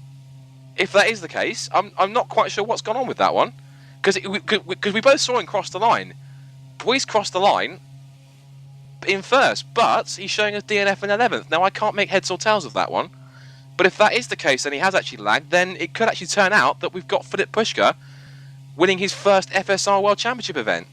But I'm not sure how that's going to play out, because even the race director's confused at that one. Yeah, I'm not entirely sure what has happened there, but I saw him cross the line, so it's not. Yeah, he did. I don't think it has lagged out. So he's definitely crossed the line, and so we should have Woodwiss as the race winner. We hope, fingers crossed, as long as lag has not intervened in a horrible, cruel way. And but it's been such a tough day there for Morgan Rand once again, and like I said, there will be a lot of questions put to the race direction. A lot of questions will put to the Court of Appeal, I would have thought as well. So it's going to be one heavy scrutiny for the next 24 hours at least, I would have thought. But nevertheless, it's been a fantastic race, and Woodwiss has taken it. But Scott, it's been wonderful drives out there though today. It's hard to kind of pick out a key moment of the race, because you've had tons of them. You've had action all the way here in Canada. It's been a fantastic Grand Prix, and of course we've had all sorts going on. We've had spins, we've had incidents, we've had controversy, we've had a car finishing the race backwards. We've had all sorts today, but I think Bono, he's put in a fantastic drive. Morgan Morand he did everything right until the point where we had the incident between him, Huis, and also DeWitt got him involved as well. I think notable drives, it's hard for me to pick a drive of the day because there's so many great drives out there, so it's hard for me to choose. But Pushka put in a fantastic effort to what we believe is second place. Of course, the screen's showing us he actually won, but of course I think that it'll eventually turn up being second. Calame's third, again, managed to squeeze third place. Fourth went to Jenny Simoncic again. You have to admit, I think possibly the drivers of the day are probably the two Bicross Positive Sim Racing cars, 5th and 7th for them after starting. They pretty much started near the back of the grid. Dizzy started last and he came 7th, which is an amazing situation for him to come through, and that was absolutely fantastic. Points for Godek as well on his debut as well, and a point for Jaakko Spain PSR once again. I'm pretty sure this time they will keep it, because of course they inherited it after the course of the penalties that got handed out after Bahrain. So this is one they've actually earned and they will keep. So I'm a little bit staggered because all sorts have gone on. I can't make heads or tails of how that race finished and all the events that went on. This is going to make cause headaches for the race directors, and I think one thing's for certain. I think for the highlights videos, they may be a little bit delayed as usual because of the Court of Appeal stuff, and also they may be a little bit longer than they usually are because we've had so much going on. There's probably a lot that we probably can't leave out, but yeah. For the moment, if what we believe is what we see on track, Bono Huis is a victory. That's a victory for him. Well done. 4 wins in a row. Fourth win of the season. Tied now with all-time wins at Canada with David Greco. And podiums for Pushka and Calames, and some very notable drives up and down the field. So yeah, great days racing and a great weekend as well, because we've had 3 incredible races across the weekends here in Canada.